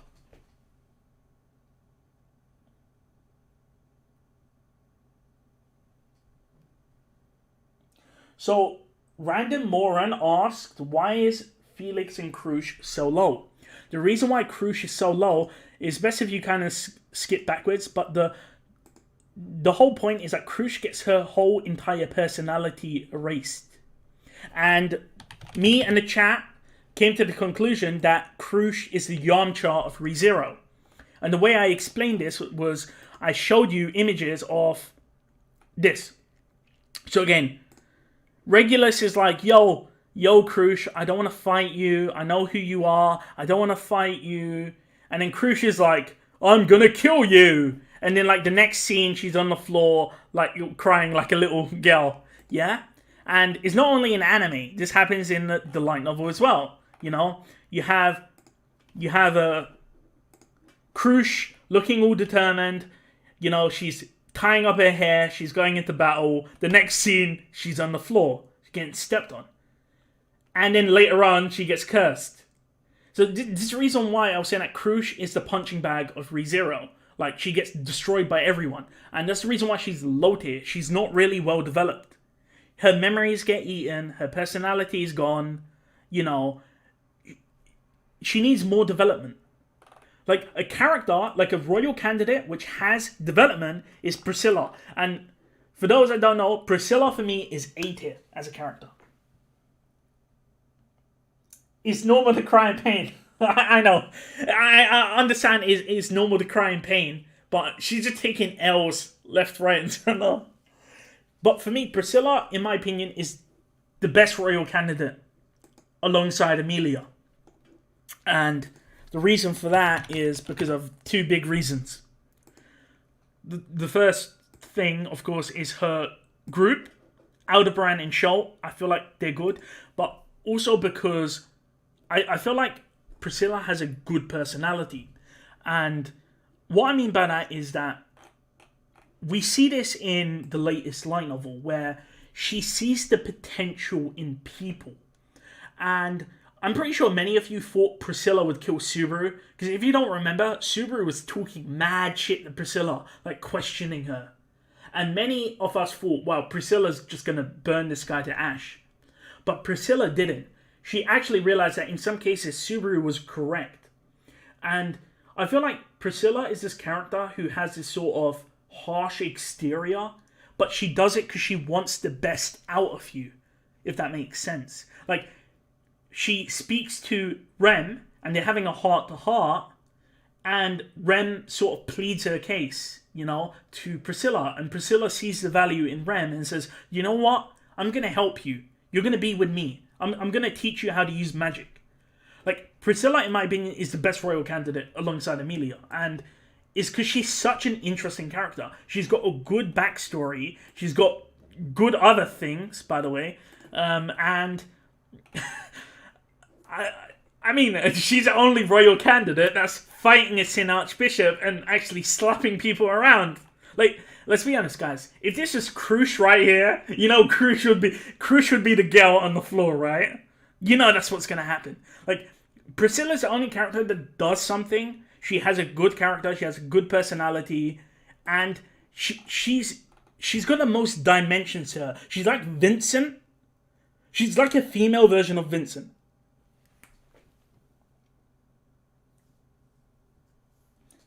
Yeah, it says Drill says Priscilla is most likely the most interesting character out of the other royal candidates. Yes. Calm down, you might get cancelled. I know. Like, I made a video on this, by the way, of how when Priscilla first meets Subaru, she plays a game of rock, paper, scissors, and she literally says to Subaru, if you win, you can fondle my boobies. Like, she literally says that. And she loses and lets Subaru do it. But then Subaru gets distracted. So he doesn't do it. But that's what I mean. Like, Priscilla is such an interesting character. Like, I like Priscilla a lot. And I look forward to what she's going to do in the series. She also has this thing where she's kissing a lot of people. It's really interesting, kissing people to save them. She does it to Arachia to suck out the poison. And she does it to Liliana to snap her out. I'm pretty sure I hit the back button. What's going on? And she does it to Liliana to snap her out of Sirius's authority. But yeah. And not only that, she saved Subaru as well. Many people forget this. Like, Priscilla is such an interesting character. I mean, there's so much. Oh, man. I like Priscilla. Like, I'm not going to lie. I used to dislike her. But now I really like her. And fun fact, by the way, is Priscilla's voice actor. I'm not sure if anyone here has watched Steins Gate.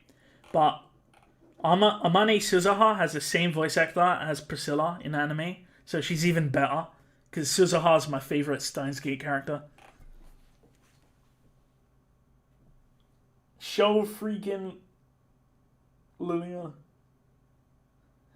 Subaru can trash talk her. Like, I can't remember what Subaru said, but Subaru literally was disagreeing with Priscilla, and then Priscilla was like, okay, okay, Subaru. Let's be honest, guys. Subaru is, in my opinion, the best character in the show.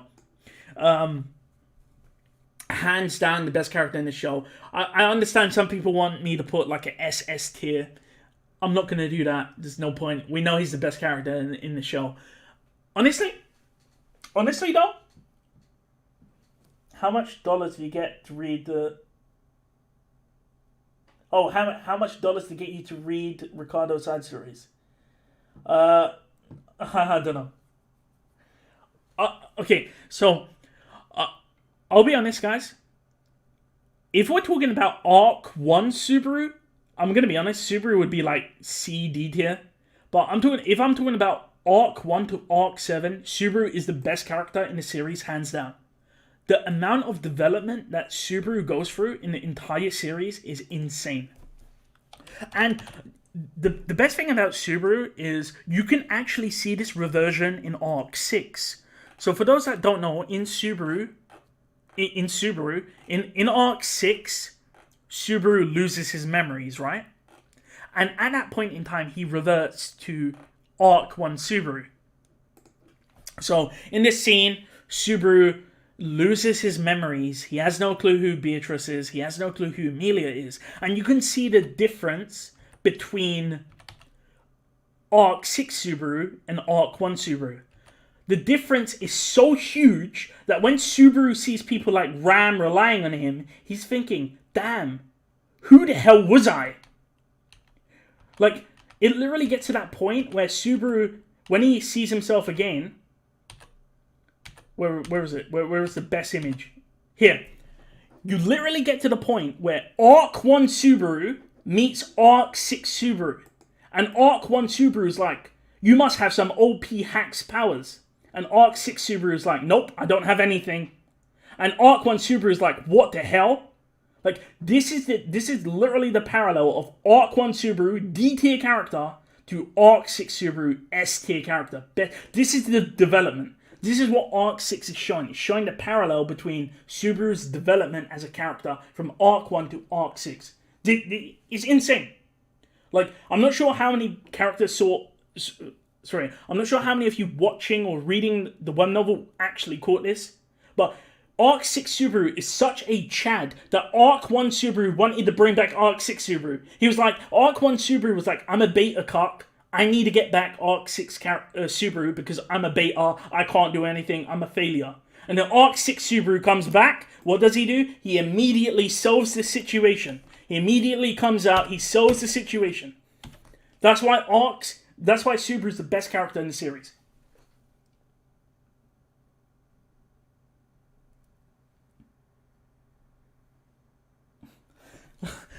Gee, I'm talking a lot. Subaru is the best character.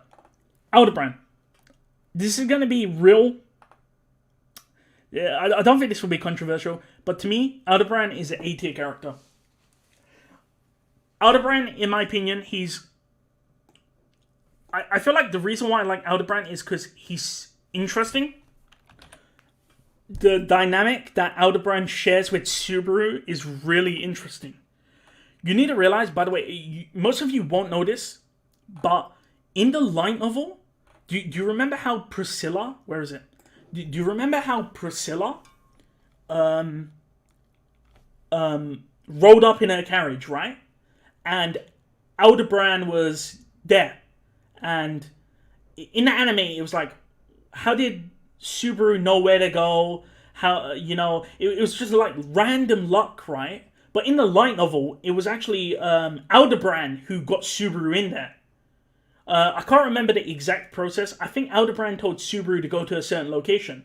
And Subaru went there, and then the carriage rolled up. So Aldebaran was the reason why Subaru got into the Royal Selection Hall. I can't really remember the exact details, but Aldebaran actually was helping Subaru from minute one. And of course, Aldebaran shares the sort of backstory with Subaru. They come from Earth, and like honestly, like I think one of the most interesting chapters is this one here. So this is when Subaru is bashing his head in the wall, and the reason why he's bashing his head in the wall is because Rem literally says to Subaru, "You are not a hero." So Subaru has a mental breakdown. Who's the Chad that gets Subaru back on track? Aldebaran. By the way, you need to remember that Aldebaran agreed to help Subaru from this point on. He even defied Priscilla, because he's like, I'm going to help you.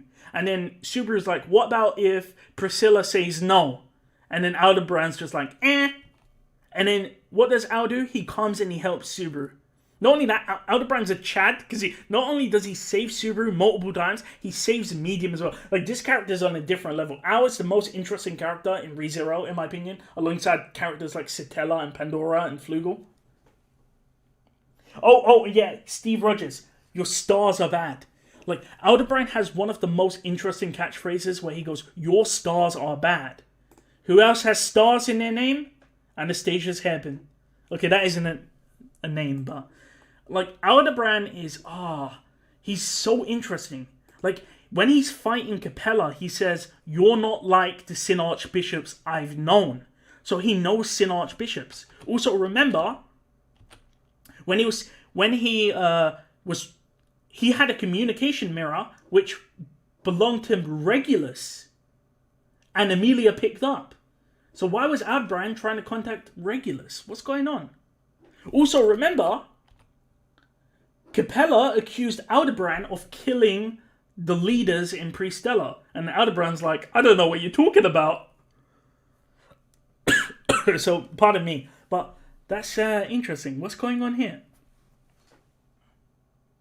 Oh, of course, and then you've got the, as someone said in chat, Agonu if this even comes up. No, it's not going to come up. No, it'll most likely be in Subaru. So for those that don't know, Subaru has a really, really interesting... where is it? It's going to be in the game, right? What's the name of the game? Lost in Memories, right? Yeah. Yeah, so Subaru has a Ifrit where he starts dressing like Aldebaran. He even has like a missing arm. And a lot of people, again, this is the whole Subaru is Aldebaran theory. But it's really strange that Tappei went in this direction of making... What's happening to my browser? Again, Schult, I'm going to be honest, kind of irrelevant. Heinkel. This is going to be real... This is going to be controversial. Heinkel is a B-tier character. Heinkel is a B-tier character. So many people in chat are going to be like, what? I know. A lot of you are shocked. Heinkel, in my opinion, is one of the most interesting and best characters in the series. I know a lot of you are going to be like, what? But you won't understand if you haven't read the side stories. Heinkel's story is literally a tragic story of a hero to zero. Heinkel was a great father. He was a great character. He loved his family. But he was just dealt like... He was dealt like Crusch's hand. Like, Heinkel is someone that literally got kicked down by everything in life. Like, his wife had a mysterious illness. His son, Reinhard, was literally being targeted by people because he was powerful. Again, I can't really explain it. Like, I'll show you. I can show Heinkel. Is there?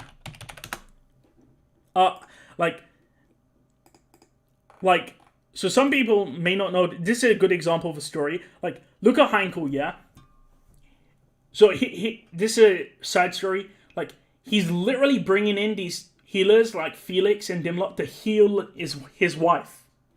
Like, this thing. I'm like fucking stuttering and shit. But, so for those that don't know, this is a side story where Heinkel wants to get this panacea, this elixir, which will heal anyone. So the reason why Heinkel wants to get this elixir is to heal his wife. Because his wife has the same illness that Rem has. So the Sleeping Beauty illness. And he does everything he can to obtain this elixir. And he eventually gets to it and he realizes it's a dud. It doesn't work. And this is actually how he meets Priscilla. And Priscilla says to him, "I'll get you your wish, I'll heal your wife, but you have to make me the ruler of Lagunica." Like, I really can't explain Heinkel as a character. You really need to read the side stories involving him. If you read any, read one. It's called Once Upon a Time in Lagunica. Like, if you want, this is the one you have. I'm pretty sure this is the one, yeah. This is the one if you read this side story and tell me Heinkel's a bad character. Read this side story. Wait, thank you for the $10. Who was that? Let me scroll up. I'm going to be right back, but yeah, the correlation between stars is interesting. Astrea refers to an array of stars, and Stellar, which is very similar to Satella, refers to just a single star. Tape has a decent bit of Latin. Oh, that's interesting. Yeah, but like, sorry. So now that I've read that, like, read this side story. I'm not sure if it's translated, but there was like a fan manga of it.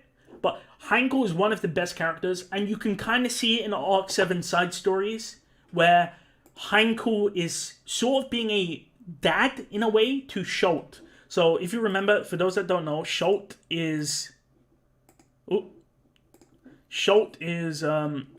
am I going? Schult is this kid.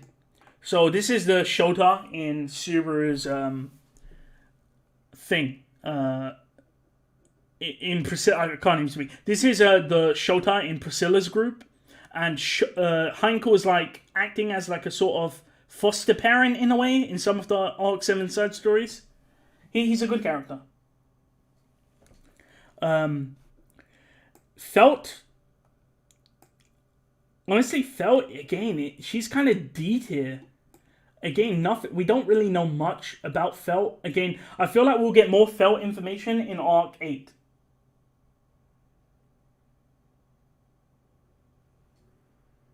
Wait, did I drop my desktop map? Yeah, this is my desktop background. Apologies for all of this, like, random crap. When I make videos, I put the things here, so I know what to do. Show is Priscilla's maid, yeah. Again, sorry for the desktop, it's cluttered because whenever I make a video, I save the images to my desktop, so I know what images I'm using for the video, so it becomes cluttered. Yeah, Show isn't a maid, he's more like a servant. Yeah, Felt is a character that will be useful later. And until we get more development in Arc 8, because the whole point about Felt is that she might be a royal, like an actual royal of Lagunica. And there's a parallel between Felt and Capella. And as we know, that hasn't happened yet, so I can't comment on her character yet. Reinhard is...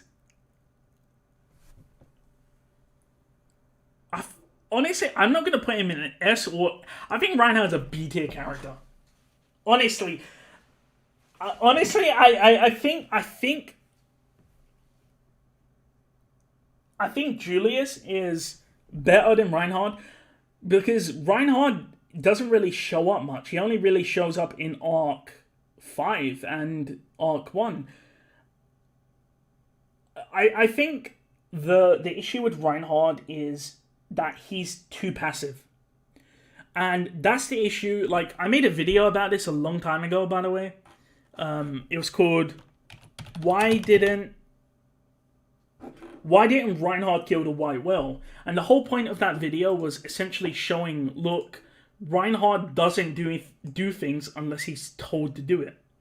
And I feel like that's one of Reinhard's biggest weaknesses as a character, is that he's passive. He's not an active character.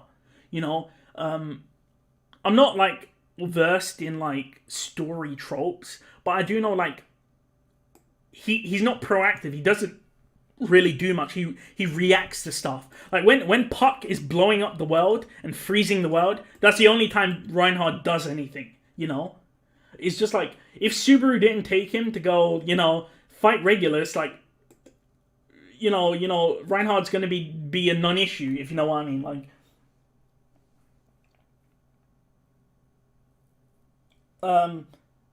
yeah, exactly. And again, the issue with Reinhard, by the way, let me show you this, is I'm pretty sure it's on the trivia page. Hopefully this. Hopefully it's in the trivia. Please be on the trivia page.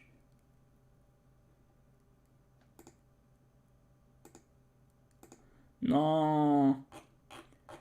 But, where is it?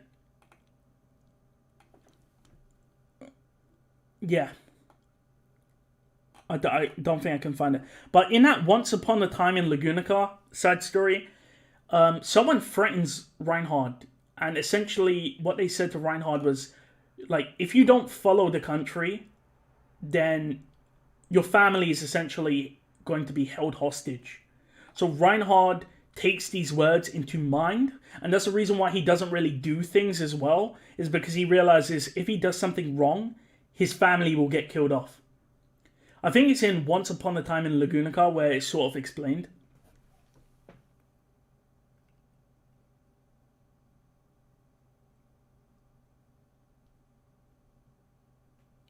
Honestly, why is Halle Berry? No, these are not in any order, Joey. So we can put Halle Berry at the bottom. Don't worry. Rom, indifferent. The Three Stooges, indifferent. By the way, fun fact, I think this guy here, he's actually a noble. I think, you know this guy? I'm pretty sure this guy is related to this guy here. I could be wrong, but I do know this guy's a noble who ran away. Who's this? Oh, this is Elsa Granhiert. Honestly, I don't know much about Elsa. Oh, Amelia. Emilia's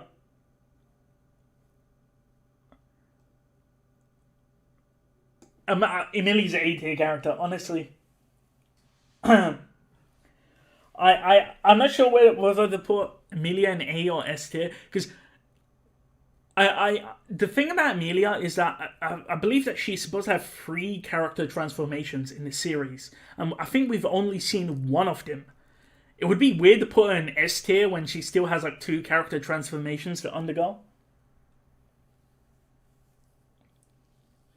Am I wrong? If she has 3 character transformations to go through, and she's only gone through one of them, which was in Arc 4, can we really put her in S tier? Well, technically we put Subaru in S tier, and he hasn't fully developed. I don't know, is she S tier material? Is she S tier material? B! Wow, a lot of people are saying B! So it seems my A rank was actually rightly put, and it seems I'm highballing. Okay, B. Wow, everyone's saying B. Damn. So I put her in A, and you guys are always saying B. Oh my, I might actually do that. Wow. Oh, gee. Okay. No A tier. Damn, a lot of you are saying B tier. Damn. Okay. I think you're right. I think you might actually be right.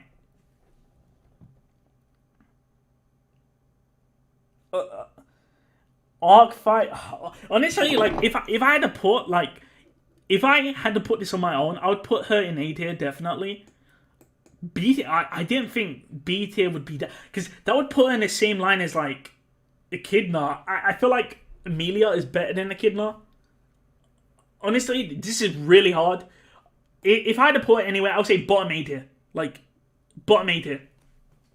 I think that's a compromise. Like, as someone that has read Arc 4, that has read Arc 5, Arc 6, I've read the side stories, Amelia is definitely not the best character. Definitely not. She has so much more development to come. She isn't even in Arc 7 yet. I do think she has a lot more development to go through, and because of that, I can't give her any higher. Like, we can't be biased. I like Amelia, but we can't. We simply can't. Like, honestly, B tier is actually viable. A tier is also viable. Like, bottom A tier. Like, I don't know. A lot of you are saying B tier. Maybe I'm being biased. I'll say A tier.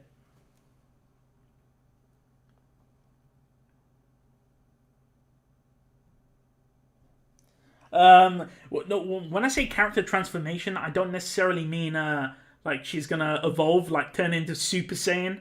It's just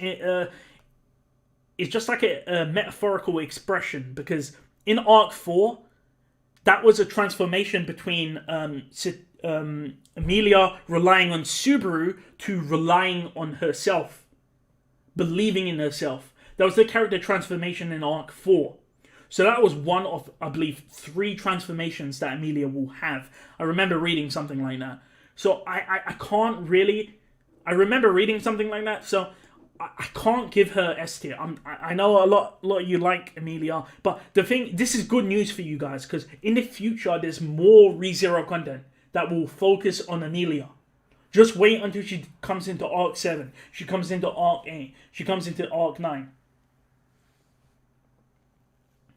Yeah, I think Phantom Joke is correct. S is just too high for right now.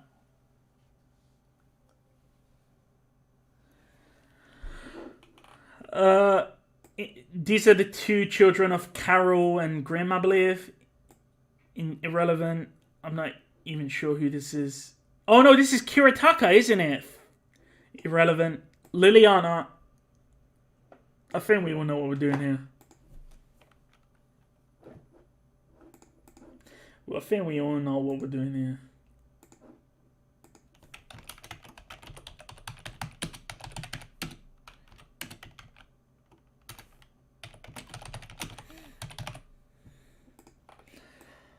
There we go. No, it's easy. So this is Dynas. We went over that. Kind of irrelevant. The Garfield's siblings, kind of irrelevant. Garfield's mother, honestly, I'm gonna put her like in D tier, mainly because of the side story where put Liliana and Felix together. Honestly, I'm not gonna do that.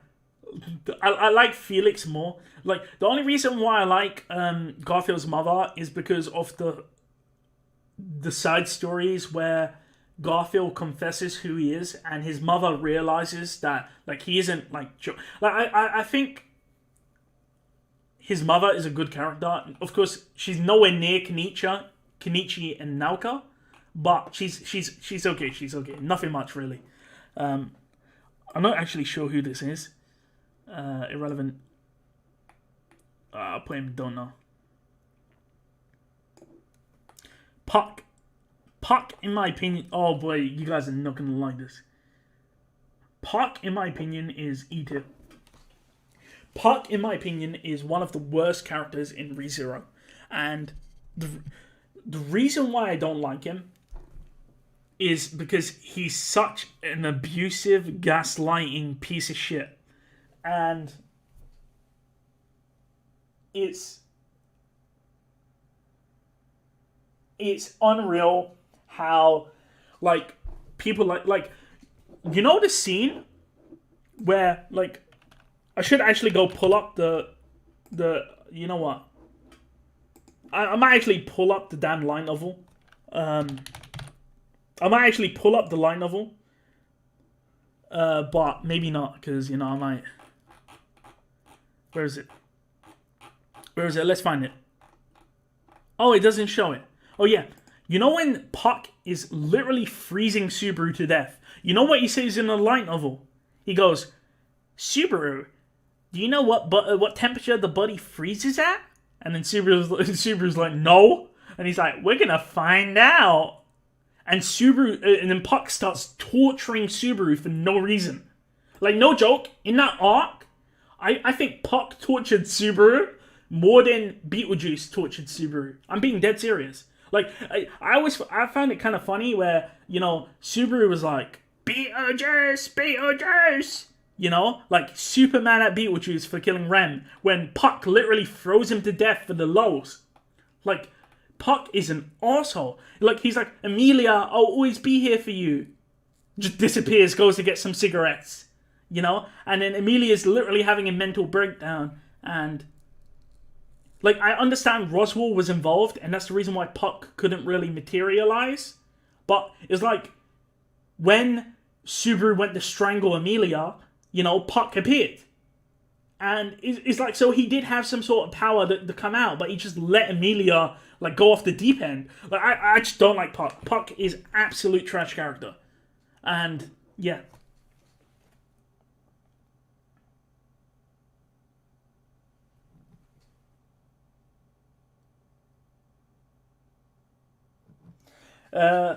Isn't this the loop he killed Amelia?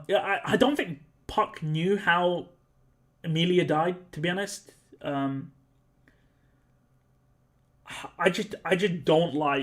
genuinely just don't like Puck as a character. Well, I'm gonna make a video on why you should not like Puck. Give me some time to make that video. Who's this? Oh, is this the two kids that Sirius captured? Irrelevant. Russell Fellow. Not enough information. Russell Fellow, by the way.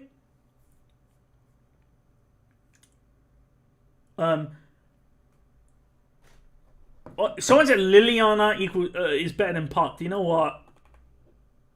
You know what?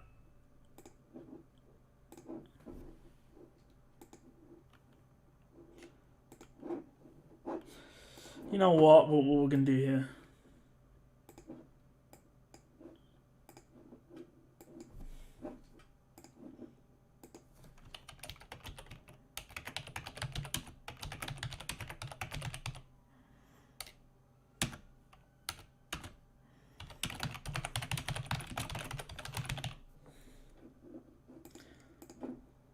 There we go.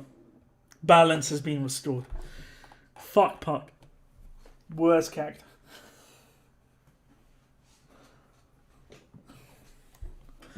Honestly. Like, so where was that? Russell Fellow is really interesting, by the way. He's the most interesting. I keep saying it's interesting for every character, but this guy genuinely has, like, he has some shady links to like the underworld. It's really hard to explain. Like, I just look forward to seeing his character more. And there was a side story he had with Felt where he was talking about how the history of the world feels like he's going back to the ages of the witch.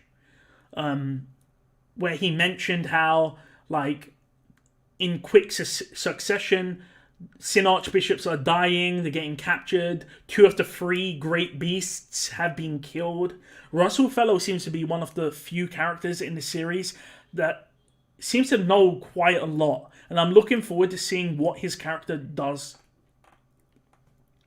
So, the village, people, irrelevant. I haven't read EX1, so I don't know about Furrier, but I've heard he's a good character. Roswell. I'm going to do the same for not enough info for the first ruler of Lagunica. This is another irrelevant. Roswell. In my opinion, Roswell, he's either A or B for me. I think A tier. I think Roswell is an A tier character. I like Roswell. I think Roswell is an A tier character because I like him. I like him. I like Roswell as a character because he's doing everything for his own goal. So he's kind of like Subaru in a way. Like, the reason why I like Roswell is because him and Subaru are the opposite. Like, that's the whole thing. It was the dichotomy between Subaru and Roswell in Arc 4. You know, Roswell wanted to sacrifice everything for one goal, whereas Subaru wants everything. You know, so it's literally a sort of holistic viewpoint for Subaru, where he wants to save everyone, whereas Roswell wants to save, like, one person for his goal, which is, of course, like Amelia. And he wants Subaru to sacrifice everyone but Amelia. And it is this sort of contrast between Roswell and Subaru, which makes Roswell the better character, like, in Arc 4. And not only that, you need to realize that even Roswell, like, I know that some people will be like, what? But even Roswell, if you remember, in Season 2, right at the end, he literally looks at Subaru and he's like, bro, if you fail to save everyone, I'm going to burn everyone to death. So Roswell literally says to Subaru, you won the bet, I'll be on your side, but if you ever fail to save someone, I'm going to kill everyone. This, by the way, I'm pretty sure he's the first one that realized that Subaru can loop. Like, Roswell was on a different level.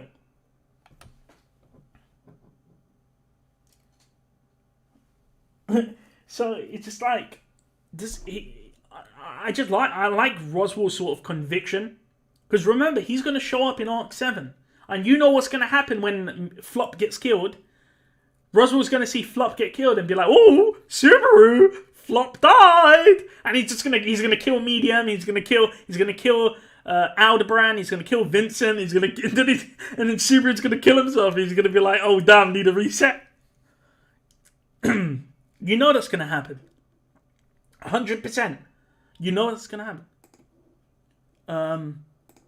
Roswell's a great character. I don't even know who this is. Another Astrea. I don't know who this is either. Okay, Reed. The only issue with Reed is that we don't know much about him, and that's the only reason why I'm going to put him in C tier. Is because whilst in Arc 6, I feel like Reed was a good character. Like, I feel like one of the most interesting aspects of Reed Astrea that people don't know is that you need to realize that even though he's sort of aggressive, like he's beating the crap out of Julius, but do you remember when he met Subaru and Subaru had like a dislocated shoulder? And Reed Astrea actually helped Subaru. He put Subaru's shoulder back in its socket. And I feel like Reed is this guy that he's supposed to look like this sort of gangster Chad, but he's actually a nice person. And I think one of the reasons why he's sitting on a dragon is because he was killing the dragons, because the dragons caused a lot of destruction. So he was killing them to make the world a better place. I don't think Reed is a bad character. Now, I'll be honest, I haven't read the side story. Apparently there's a really great side story that is translated, involving like Tosca, which is like Reed's brother, and I think that will have more information. I think that's how you spell Tosca's name. Nope, apparently not. Is it T-U? Wait, I'm a dumbass. I could just go to Reed's page and go to his family, and where is it? Oh no, it wasn't confirmed that they were related. If I just go to relationships, I should find it. Where's Tosca? Does anyone know what the guy's name is in Loving Days Gone By? There we go, okay.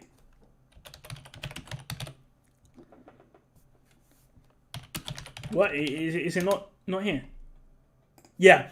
So this, apparently this is a really, really, really, really good story. And this is being fully translated. I'm not sure. Oh, here it is, Tosca.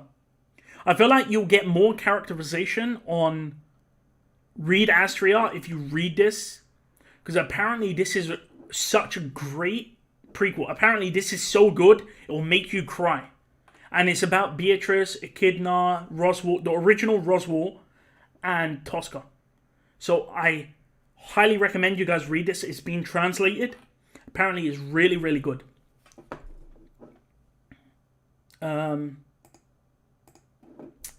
What was I going to do? Okay. So this is Luana. This is Heinkel's wife. She's kind of irrelevant now. By the way, for those that don't know, there's a theory that Luana is the physical body of Louis Arneb because they're both blonde. And they have similar sounding names. Melikora, irrelevant. Miklitov. I'm not going to lie, Miklitov is actually a Chad. But for now, I'm going to put him irrelevant. Irrelevant. Ram. Ram to me is... she's an A tier character as well. I'm going to be honest. I know a lot of you are going to be unhappy with this. Ram is a better character than Rem. This is going to be controversial. Ram is a better character than Rem. And I feel like Arc 6 really explored Ram's character, because you always see Ram as this character that is sort of sure of herself. You know, she's a bit of a tsundere, innit? You know, but she acts when she needs to act. Like when she's going against Roswell, you know, she does what she needs to do. You know, she could have killed Roswell in this shot, by the way. She could have punched Roswell, but she threw away his book. and she was happy with that. You know, she was happy to die to get Roswell away from that book. And I feel like where I really started liking Ram was in the light novel where this happens. Here. So when Subaru gets amnesia and Ram calls Subaru outside, Ram is like, so what's your plan? And then Subaru's like, what are you talking about? And then Ram's like, you always have a plan, right? And Subaru's like, no, I have no clue what you're talking about. I have amnesia. And like, Ram literally breaks down. Like, I don't think the text says she's crying, but she's like about to cry because she's so like disappointed that Subaru not only lost his memories, but lost the memories of Rem. Because keep in mind, Subaru's memories was the only evidence that Rem lived in the world. And Ram like breaks down here. And I feel like another one of the great moments is when Subaru, who catches Subaru as being an imposter. So remember, one loop, Subaru pretends that he's normal. Who was the first person that pointed out that Subaru was an imposter? It was Ran. Because Ran said to Amelia, yo, I think someone's imitating Subaru. And they lock Subaru in like an ice gel, remember? And Ram's like, Subaru, you're false imitation of the real Subaru. And it's insane. Like, Ram is like the first person to notice. Like, Ram is such an insane character. And I do think Ram is better than Rem. I'm sorry. I know a lot of people love Rem, but Ram is way better than Rem. Like, and not only that, she slaps apart Lye. I know, controversial opinion. I know a lot of you are not going to like that.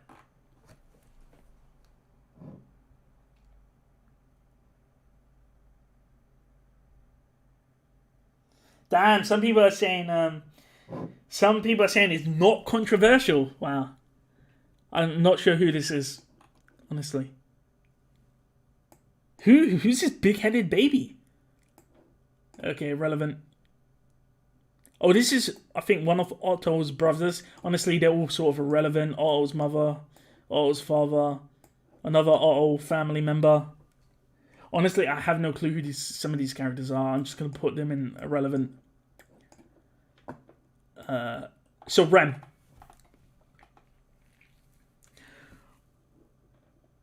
I'm struggling between. I'm gonna put her in A tier. Now I'm gonna be honest with you. If Rem would be 100% B tier, 100% if it was not for Arc 7. And the only reason why I sort of explained this in Rem's Sickness. I made a video called Rem's Sickness. Yeah, and a lot of people think I hate Rem. I don't hate Rem. I actually like Rem quite a lot. Where is it? A lot of people think I hate Rem. I don't hate Rem. Okay. Where's Rem's Sickness? Yeah. So the interesting thing about Rem, yeah, is that I really like Arc 7 Rem. Because I explain it in my Rem's Sickness video if you've watched it, but Rem had an obsession with Subaru. So firstly, Rem had an obsession with her sister, right? It's kind of funny, you can see her underwear here. Again, like Tappy said her underwear is blue, so I'm not sure what's going on here. But it's just hard, it doesn't count. But Rem has an obsession with her sister, and then, in my opinion, that sort of translates onto Subaru when Subaru saves her. So this is Arc 3 Rem. You know, when Arc 3 Rem is essentially a simp. And I felt like this was unhealthy. And the reason why I thought this was unhealthy is because Rem says it herself. Like, the title of that video, Rem's Sickness, that isn't me making this up. Rem literally calls it a sickness in her narration. So, that's why I called the video Rem's Sickness, because that's what Rem literally called it. And I like Rem as a character. She sacrifices herself for Subaru. But let's be honest, a lot of characters do that as well. You know, Otto does it. Garfield does it. You know, a lot of characters will do that for Subaru. So it doesn't make Rem unique. What makes Rem really interesting is her Arc 7 counterpart, because now she doesn't have the shackles which tied her down. Thank you for the $5, Douglas. I'll give you another 10.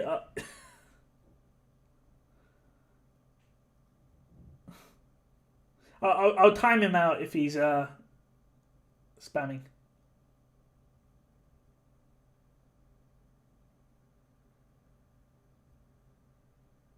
There we go. I timed him out for 5 minutes.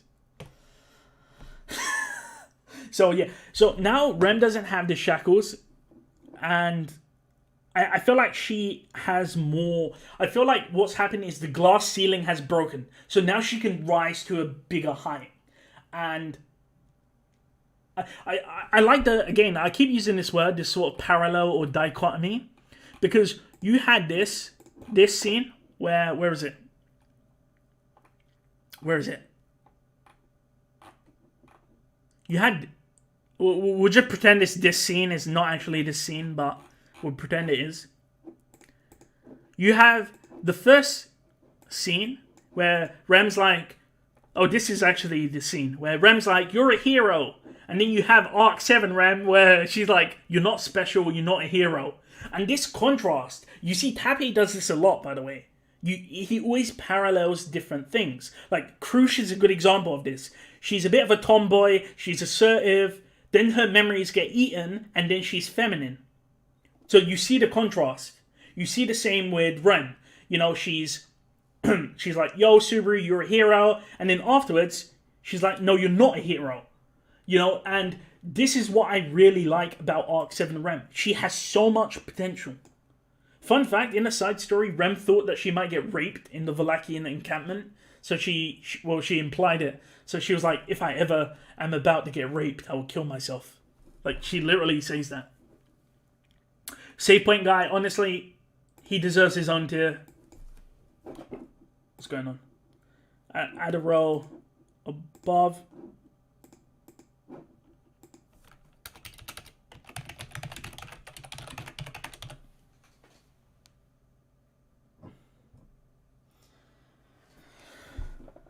Save point guy gets his own tier. I remember there was this really good art. What was it? ReZero, Cattleman, save point guy. There was this really good sort of Dark Souls art. Yeah, this one.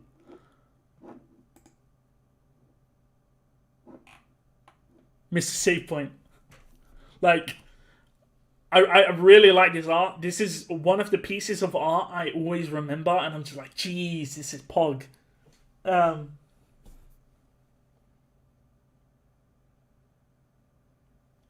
Wasn't Rem thinking about raping Subaru in one of the side stories? Honestly, I wouldn't be surprised.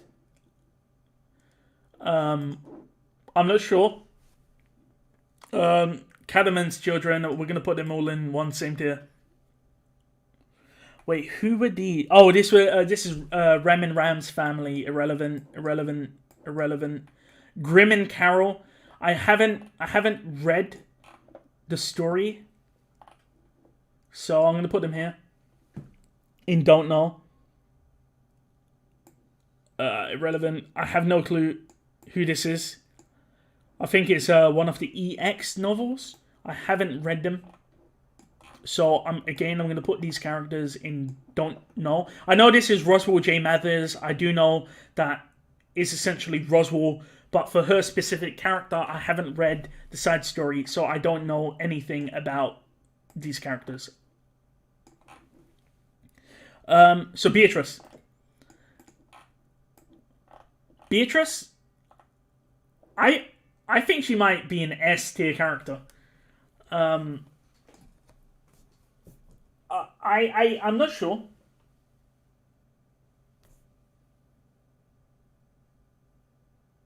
Wait, I'm checking my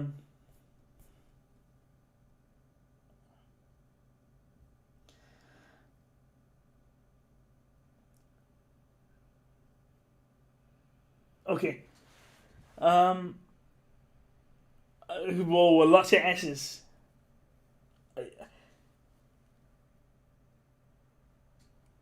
Yeah, so see, it seems to be a sort of unanimous consensus that that Beatrice is S. There's a few C's and B tiers going on. Some A's. You know what? Can I do a poll? I'm pretty sure there's a way to do a poll for this, by the way. Let me see. Well, give me a second. Let me see if I can do this. If I actually click on this. Let's see. Can I do a poll? I remember. Oh, here is this it? Yeah. Look. Okay. Here we go. Poll. Let's see. Beatrice tier. I got what Beatrice tier. Okay. Let's see.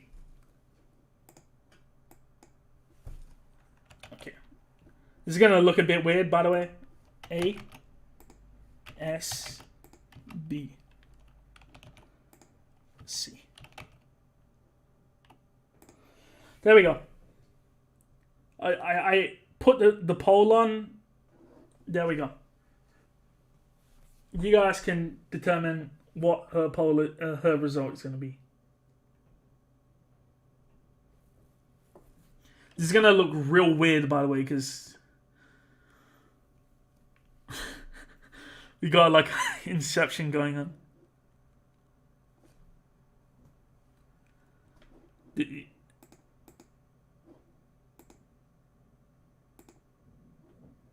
Yeah, it seems like S rank is winning. You guys can see the results on screen,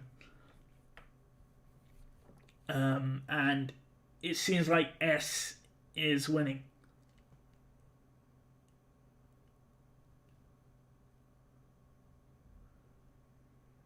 Damn. So we have 108. Oh, so I'm gonna let it go on for another 30 seconds. Then I'm gonna close the poll, and obviously S rank wins. By the way, it's like impossible. And okay, 210 votes. Okay, I'm pretty sure this is pretty much guaranteed. Easy S tier. So someone voted by C instead of S. See, so it seems to be okay. I'm gonna end the poll. I think we all get the idea now. So Beatrice, we all come in agreement, except for a few people, that Beatrice is 100% S tier. And wait, what the hell was that? I just heard something move. So we know that Beatrice is, where's my ReZero Wikia page gone? I think for me, one of the main reasons why I like Beatrice is because even back in Arc 2, yeah, you need to realize when Subaru was alone, yeah, no one trusted Subaru. You know, Subaru couldn't trust anyone because he didn't know who was killing him, right? And then, you know, it turns out Rem was killing him. Who was the one person that was on his side? Beatrice. Beatrice literally, like, sided with Subaru, a random stranger. And it's so weird. It's so weird because in Arc 4, Subaru has to like beg her to sort of come along. But in this one loop, Beatrice like kind of chose Subaru. You know like how Beatrice was always waiting for that person. It did feel like in this one loop, Beatrice kind of chose Subaru. You know, she saw that Subaru was depressed, and then boom. You know, like it's obvious like she's a tsundere. You know, like even when Subaru had the curse in his arm, you know, like Beatrice was always the one there. Wait, what? Did I just see that right? Wait. Beatrice, Pack, and Subaru. Pack. Okay, good. Spell his name wrong, that trash. And yeah, I think that's the reason why everyone loves Beatrice. There was this fan art of Beatrice where in this loop, I'm not sure if you remember the death of Subaru where he gets impaled and Beatrice is over him, yeah? And she's crying and she's like, don't leave me, Subaru, I don't want to be alone again. And then Subaru uses invisible providence to wipe away her tears. You know, there's a fan art of that, and it's just so sad. Like, Beatrice is such an amazing character. Like, by the way, she sacrifices herself for Subaru in some of these death loops as well, by the way. So, you know, like when people go, but Rem's, you know, she sacrificed herself for Subaru. It's just like, literally every main character does that for Subaru. You know, that's not like a qualification. Literally, Flop is doing it in like Arc 7. You know? It's like, that ain't a qualifier. Like, Lewis is doing it in Arc 7. Like, every character's like jumping in the way. You know, Subaru's doing it for Abel. You know, like, dying for someone in a ReZero world isn't like the ultimate like criteria to be a good character. Why am I kind of bashing on Rem? You know, I shouldn't be doing that. I like Rem, I do. What was I doing? I was going to the ReZero tier list. Let me check the message.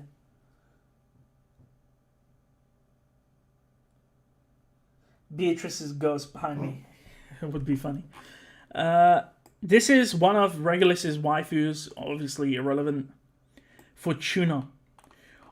I'm going to put Fortuna in the same sort of tier as Sirius. No, actually, no, that ain't fair. You know, because I should rate Fortuna as her own character from the flashback. And honestly, if it's just from the flashback, she's a mid character. Because keep in mind, she was only in there for like 1 or 2 episodes, similar to Kenichi and Naoko. But there's not much information about her.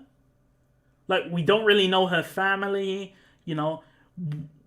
Why did she want Emilia to be in the forest? Like, what's with the door? I feel like a lot more will be explained when we get the Sirius equals Fortuna reveal. Honestly, Fortuna will most likely go up, but as of now, she's kind of mid. Archie, yeah, irrelevant. Dias Fatsbomb, she's the only full elf that we know in the series, but she's kind of irrelevant. Volcanica, again, not enough info. Not enough info for Volcanica. Shula. Honestly, Shula, in my opinion, is mid.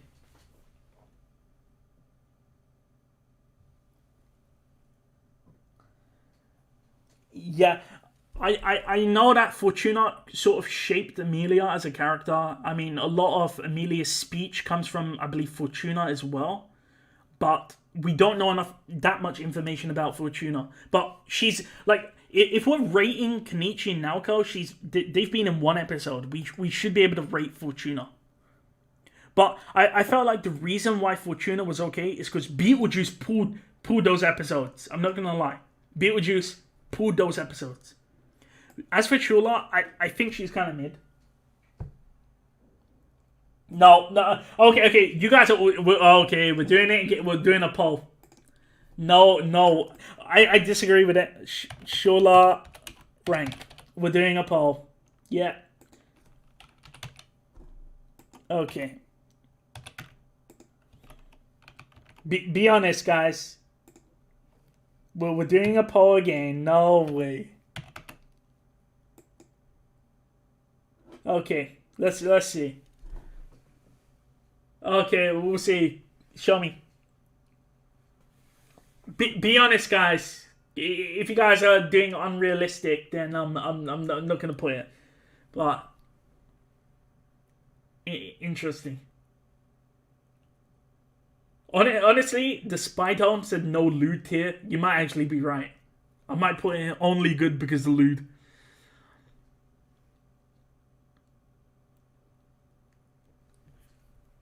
Okay, guys. Interesting. A and B are equal. Interesting. So far. Oh, B is winning. C? So, I put it in C. So, okay, interesting. So, you guys can see it on stream, hopefully. I've sort of opened up the poll. And you guys can see. Yeah, see, okay, so I put it in C tier. So most of you put her one tier above. So okay then. So I'm not that, I'm not that far off. I like her personality. Okay, yeah, I like her personalities as well. Ooh, A is pulling a comeback. I'll leave it up for another minute, but it seems pretty equal.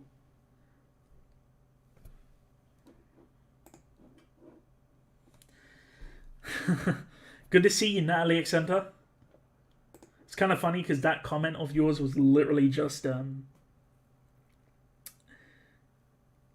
thinged. It was censored. Yeah, look, B tier 1. Okay, look, B tier 1. We're going with B. Okay, you guys decided that it would be B tier, so where's Charlotte? She's going up to B. Like, the thing, I'll be honest, like, the thing I liked about Shola was that she was mysterious, you know. Like, there was one loop where she let Subaru escape from the tower. You know, this is when Subaru falls into the sand, and he comes across the doors which respond to the witch factors. And then he eventually turns back up at the tower, and then he sees that everyone is dead. And I always thought that was really interesting. Like, why did she let him escape? Aren't the rules stating that you can't leave the tower? Like, what was going on? There was many interesting parts. Like, I think, yeah, maybe I was a bit too harsh. Like, there was... Where's that light novel illustration? Where is it? They don't have it? Oh, this is Beatrice. No wonder. I'm looking at Beatrice's images, and I'm like, where's all the Shula images? So, where is it? I'll find it. Oh my god. Shula. This one. Actually, yeah, I think I went a bit too deep. Like here, Subaru jumps off to kill himself, and Shula jumps off after him. I know we went over the whole thing. If you kill yourself for, other people, then it doesn't really matter much because everyone does it, but it was still nice. Like here when she's like, yeah, maybe you guys are right. Maybe you guys are right.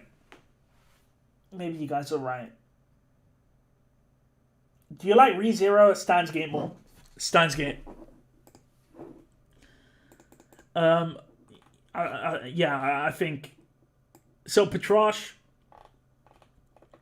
I think because Petrosh is only a character which is a ground dragon, I can only rate her as much. So of course I can't really talk about character development for Petrosh, but I think we can all agree Petrosh is S tier, and the main reason for that, I think my favorite Petrosh moment was when in the Tower of the Dead. So if you remember, this was when Subaru looked like a proper rapist. Like, he looked like an actual sexual predator.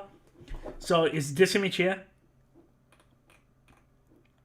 Where is it?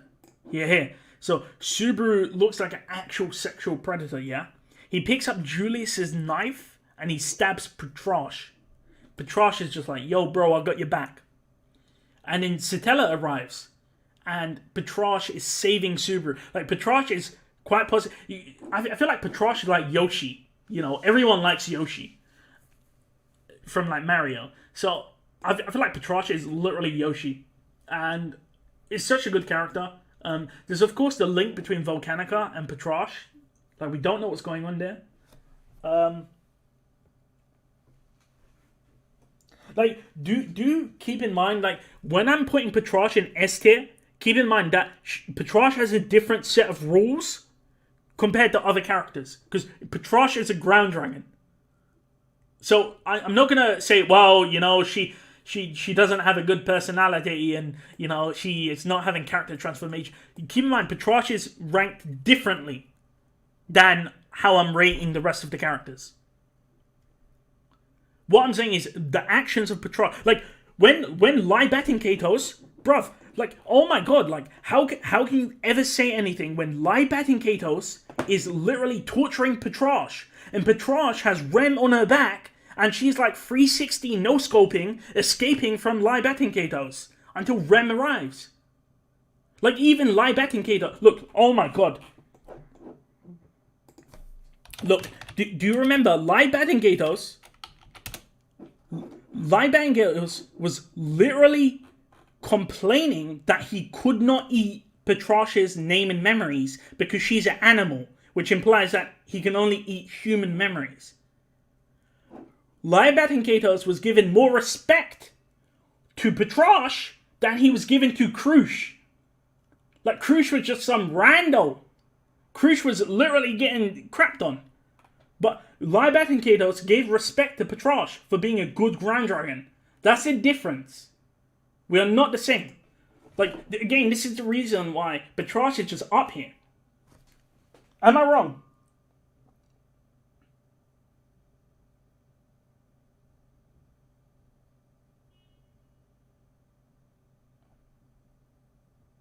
Okay, guys. It's not a Crusch L-Caster. I'm sorry. Okay, Todd. I'm going to be honest here. Todd is S tier.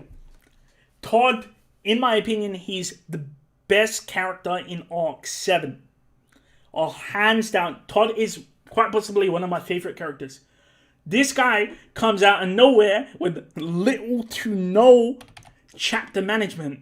He comes in, he's in like 2 chapters, and he steals the entire show. This absolute Chad, he's a psycho, insane guy. He corners Subaru's return by... He's literally... Subaru's cheating. He's safe hacking. And Todd is running this guy down 24/7. Todd is the best character in Arc 7. I'm sorry. He's the best character. This guy comes out of nowhere. He escapes from the city. He comes back in. He steals Arakia away. He sacrifices Jamal. Todd is such an amazing character, especially in the side stories where you get more into his sort of mind and his personality. He uses... Again, I can't explain it. You need to read the side stories. Todd is such an amazing character. He's my favorite character in Arc 7. I'm sorry. He's just such a good character. And the thing is, he's not bad, per se. Like, he's not evil for the sake of evil. He's killing Subaru because he believes Subaru is a threat. Yeah, exactly. Todd is, I guess, a foil to Subaru. You know, like, it's kind of funny because they're both, like, similar people with no real powers. But Todd is like Batman in a way. You know, he's just cold, he's calculating. Ironically, he doesn't have emotions as well. Like Subaru wouldn't sacrifice people, but Todd does. He'll kill people that get in his way. Like, and the thing, again, like I said, like, I think Todd is such a great... He's my favorite character. Like, when I first saw him, I was like, oh, he's just a general, nice guy. But then he just kind of switched on me. And I feel like the best chapter with Todd is this guy here, Kaiba. He's like, that damn face is a nightmare fuel there. I feel like the moment where Todd solidified his spot was the web novel chapter where it was from his point of view. When you saw how he infiltrated the sort of castle to get Arakia out. I feel like that's the chapter. That chapter was the best chapter. It was so good to read the story from Todd's perspective, the way he calculates things, the way he thinks about things.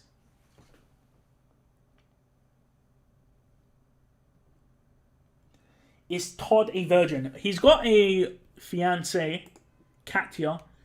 But yeah, flop and medium. Oof. I like. Honestly, I'm gonna be honest. I feel like flop. Oh, they all had. When I put flop, where did he go? Oh, he's down here. For me, I feel like they're both B tier. Maybe B. I liked him. I'm not sure. I'm not sure.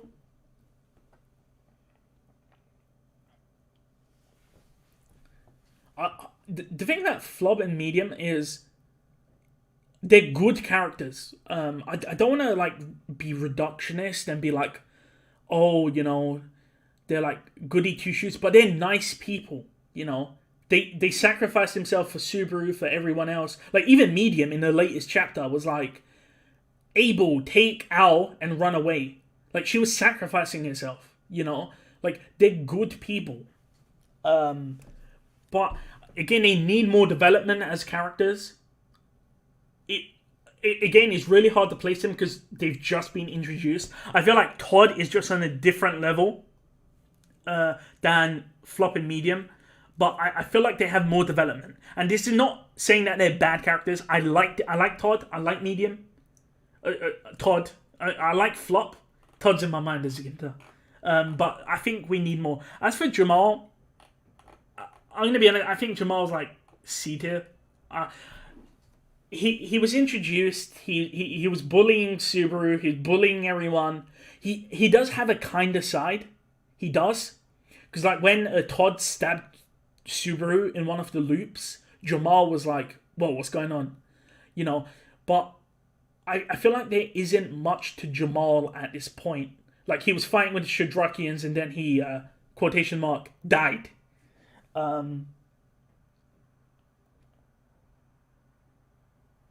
So honestly, and a lot of people meme about Jamal's face. I mean, he does kind of look like a bit of a druggie. Kuna, I'll go over Rowan. I'm gonna put not enough information because he literally gets introduced and gets one shot, and I haven't read the side story with him in it, so I'm not gonna comment on it.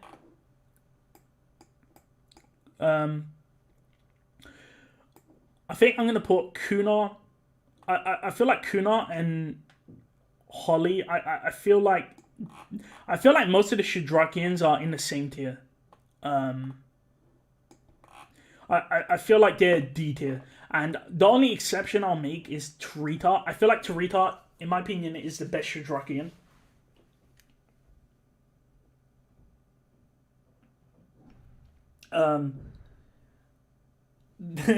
The only reason why I think Tarita is better is because I feel like she's the most fleshed out. You can see the sort of nighttime talk she had with Subaru. She's not confident. She's ironically like Subaru. She's not confident. And she has boots to fill, you know? And she has to go through that process where she fills the requirements to be the chief of, the Shadrachians.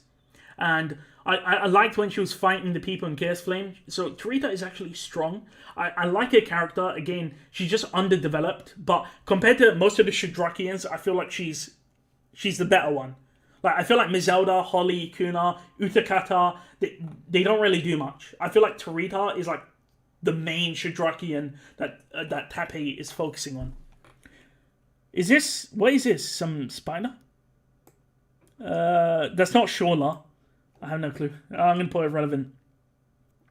This is Priscilla's first wife, husband, irrelevant. Lamia, I mean, kind of irrelevant because she gets killed. Selena, again, not enough info for her. She's going to appear in Arc 7. So, for now, I'm going to put her as don't know. Over.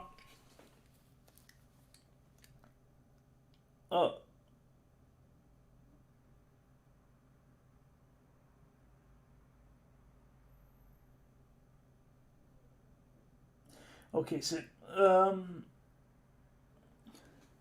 Oba.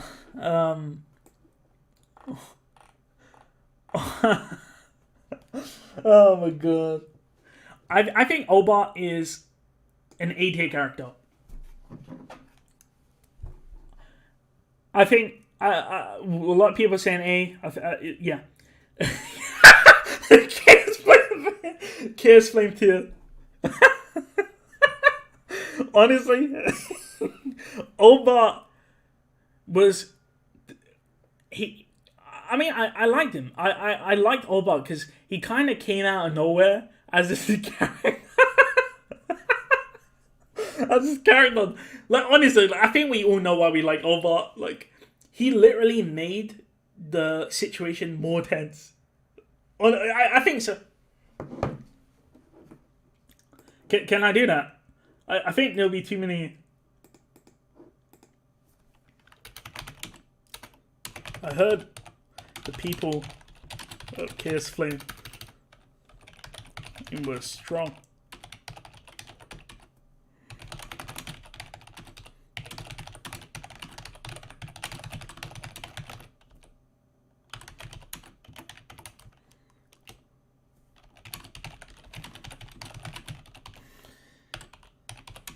There we go. There we go. Now I have to do a sort of paraphrased. Wait, where did the entire A tier go? Did I just butcher the entire A tier? No! It's gone! Wait, where have they gone? What have I done, chat? Tell me.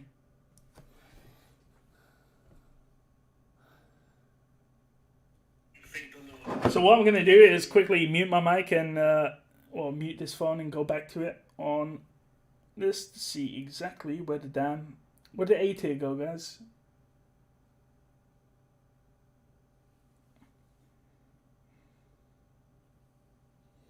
Yeah, I was Control-Zing quite a lot. But it's gone. They are in the photo bank. What's the photo bank?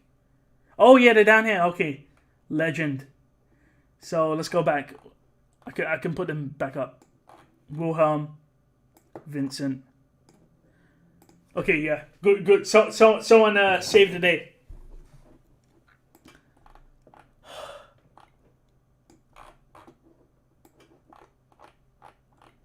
Is it possible to move multiple people if I just like controlling them? No.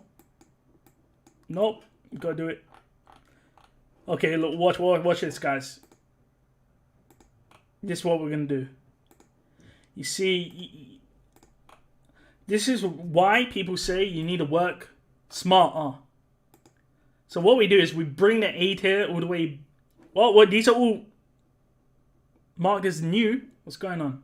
Don't worry, we'll sort that out. Then we just go doop, doop, doop.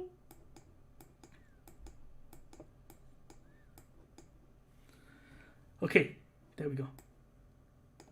Now we can move it all the way back up. See, this is what it means to use your head when you're working. There we go.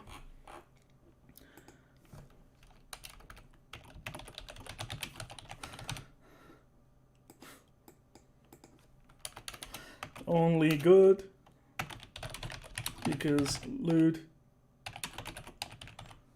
Well, why is Ramen here? Let's put him in irrelevant.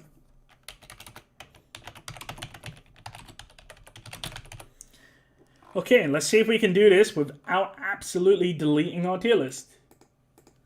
Maybe I just have too many. Add a roll below. Okay, here we go again. Round 2.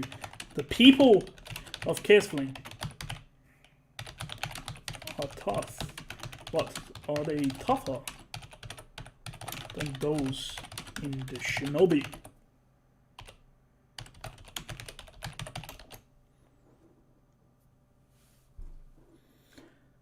We'll do that. And Obart will, of course, go in here. There we go.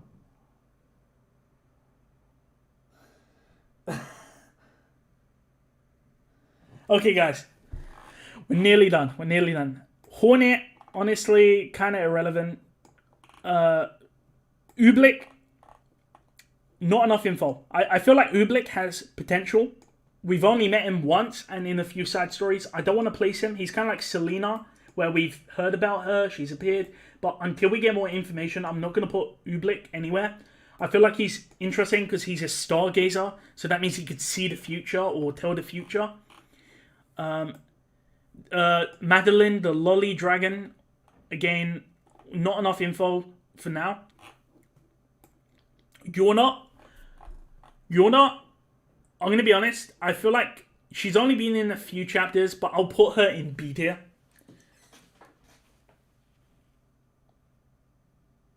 I feel like for me, the interesting aspect of Yona was that we were introduced to her as this sort of like crazy person, but she's actually caring and loving as a person. And I feel like that caught everyone off guard. Everyone thought she would be this vicious enemy. Because, again, like I keep saying this word, but this dichotomy. Because we're introduced to Obart as being the person that's likely to join Vincent. And then we're introduced to Yona as a rebel, crazy person. And then it's the opposite. Obart is actually the crazy person, and Yona is the caring and loving person. So again, we have that switcheroo that Tappy has done. And again, that's the reason why I like Yona as a character. She kissed Subaru, literally wanted to save Subaru, and was pained when he died. Yeah, Yona's the only character that cares about children. Dicker Ottoman, honestly, he's kind of irrelevant, or we don't really know. For now, I'll just put Dicker in detail again. Like, he's okay, he saved Subaru, but I feel like he's kind of like the other Shadrachians. He's not really explored. For Kahuma, again, not enough information. He's only appeared a few times. He's kind of like Ublik. Kahuma and Ublik haven't got development like Obart has. So again, we need to give it some more time. The White Whale, bruv. So the White Whale, again, I'm gonna rank the White Whale similar to Petroche in a way where he doesn't have character. So I'm gonna be thinking about the fight.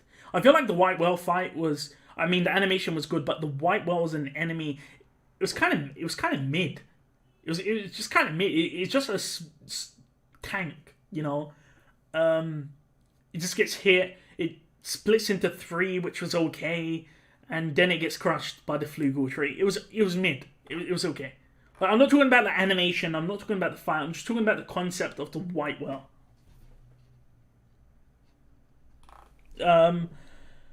The Great Rabbit, honestly, whilst I like the Great Rabbit literally like butchered Subaru, it was a gruesome death. Apart from that, I feel like the Great Rabbit is trash. Because the way the Great Rabbit was dealt with was just Beatrice going, "Oh, shamak!" And that's it. Done.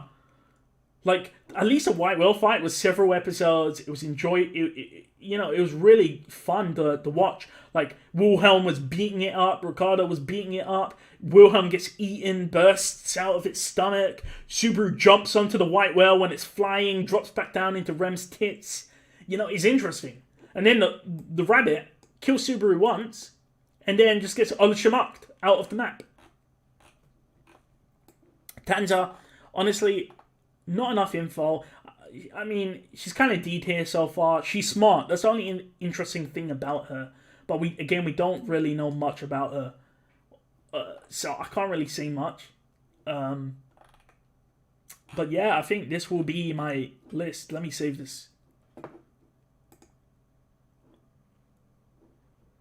I'll save this and post it on my Twitter.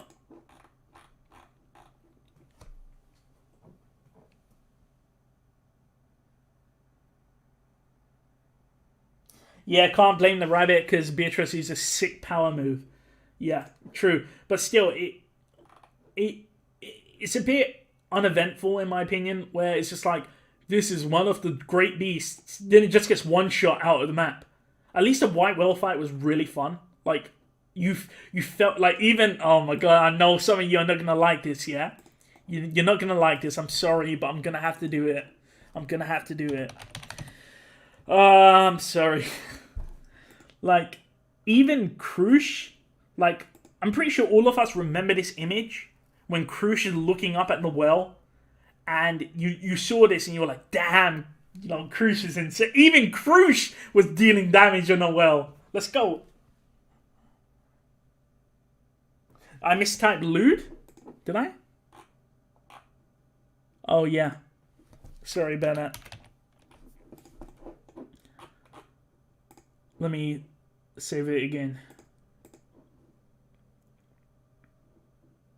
Yes. Just download the files. Okay. I think this will be the complete tier list.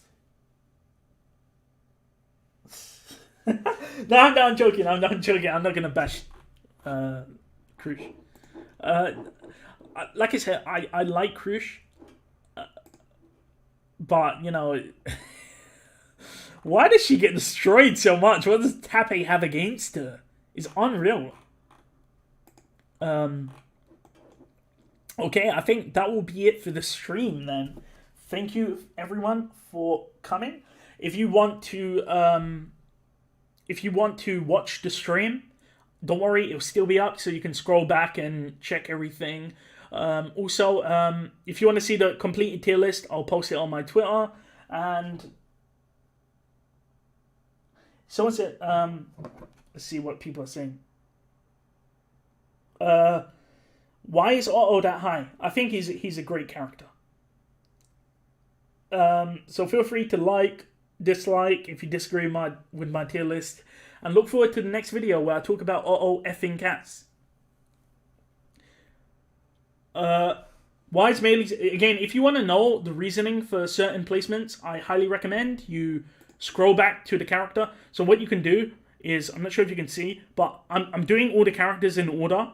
So say for example, if I wanted Frederica, yeah, what you can do is just click through like this, and you can sort of see where the character is. So it's actually really annoying to do when the videos. So say if I wanted Regulus, yeah, so I know that next is going to be Capella, next is going to be this woman, so you could just skip through by a few minutes, and then you can sort of see who's next. So Regulus is there, so the fat woman, and you could just keep doing that, so you know Regulus will be next. And then you just keep doing that to the character that you want to see. Anyways, yeah, so I'm making a video about Otto and effing cats. If you've read the light novels, you know what I'm talking about, but it was kind of removed from the light novel. That's the reason why I'm kind of covering it. But thank you for watching, and I'll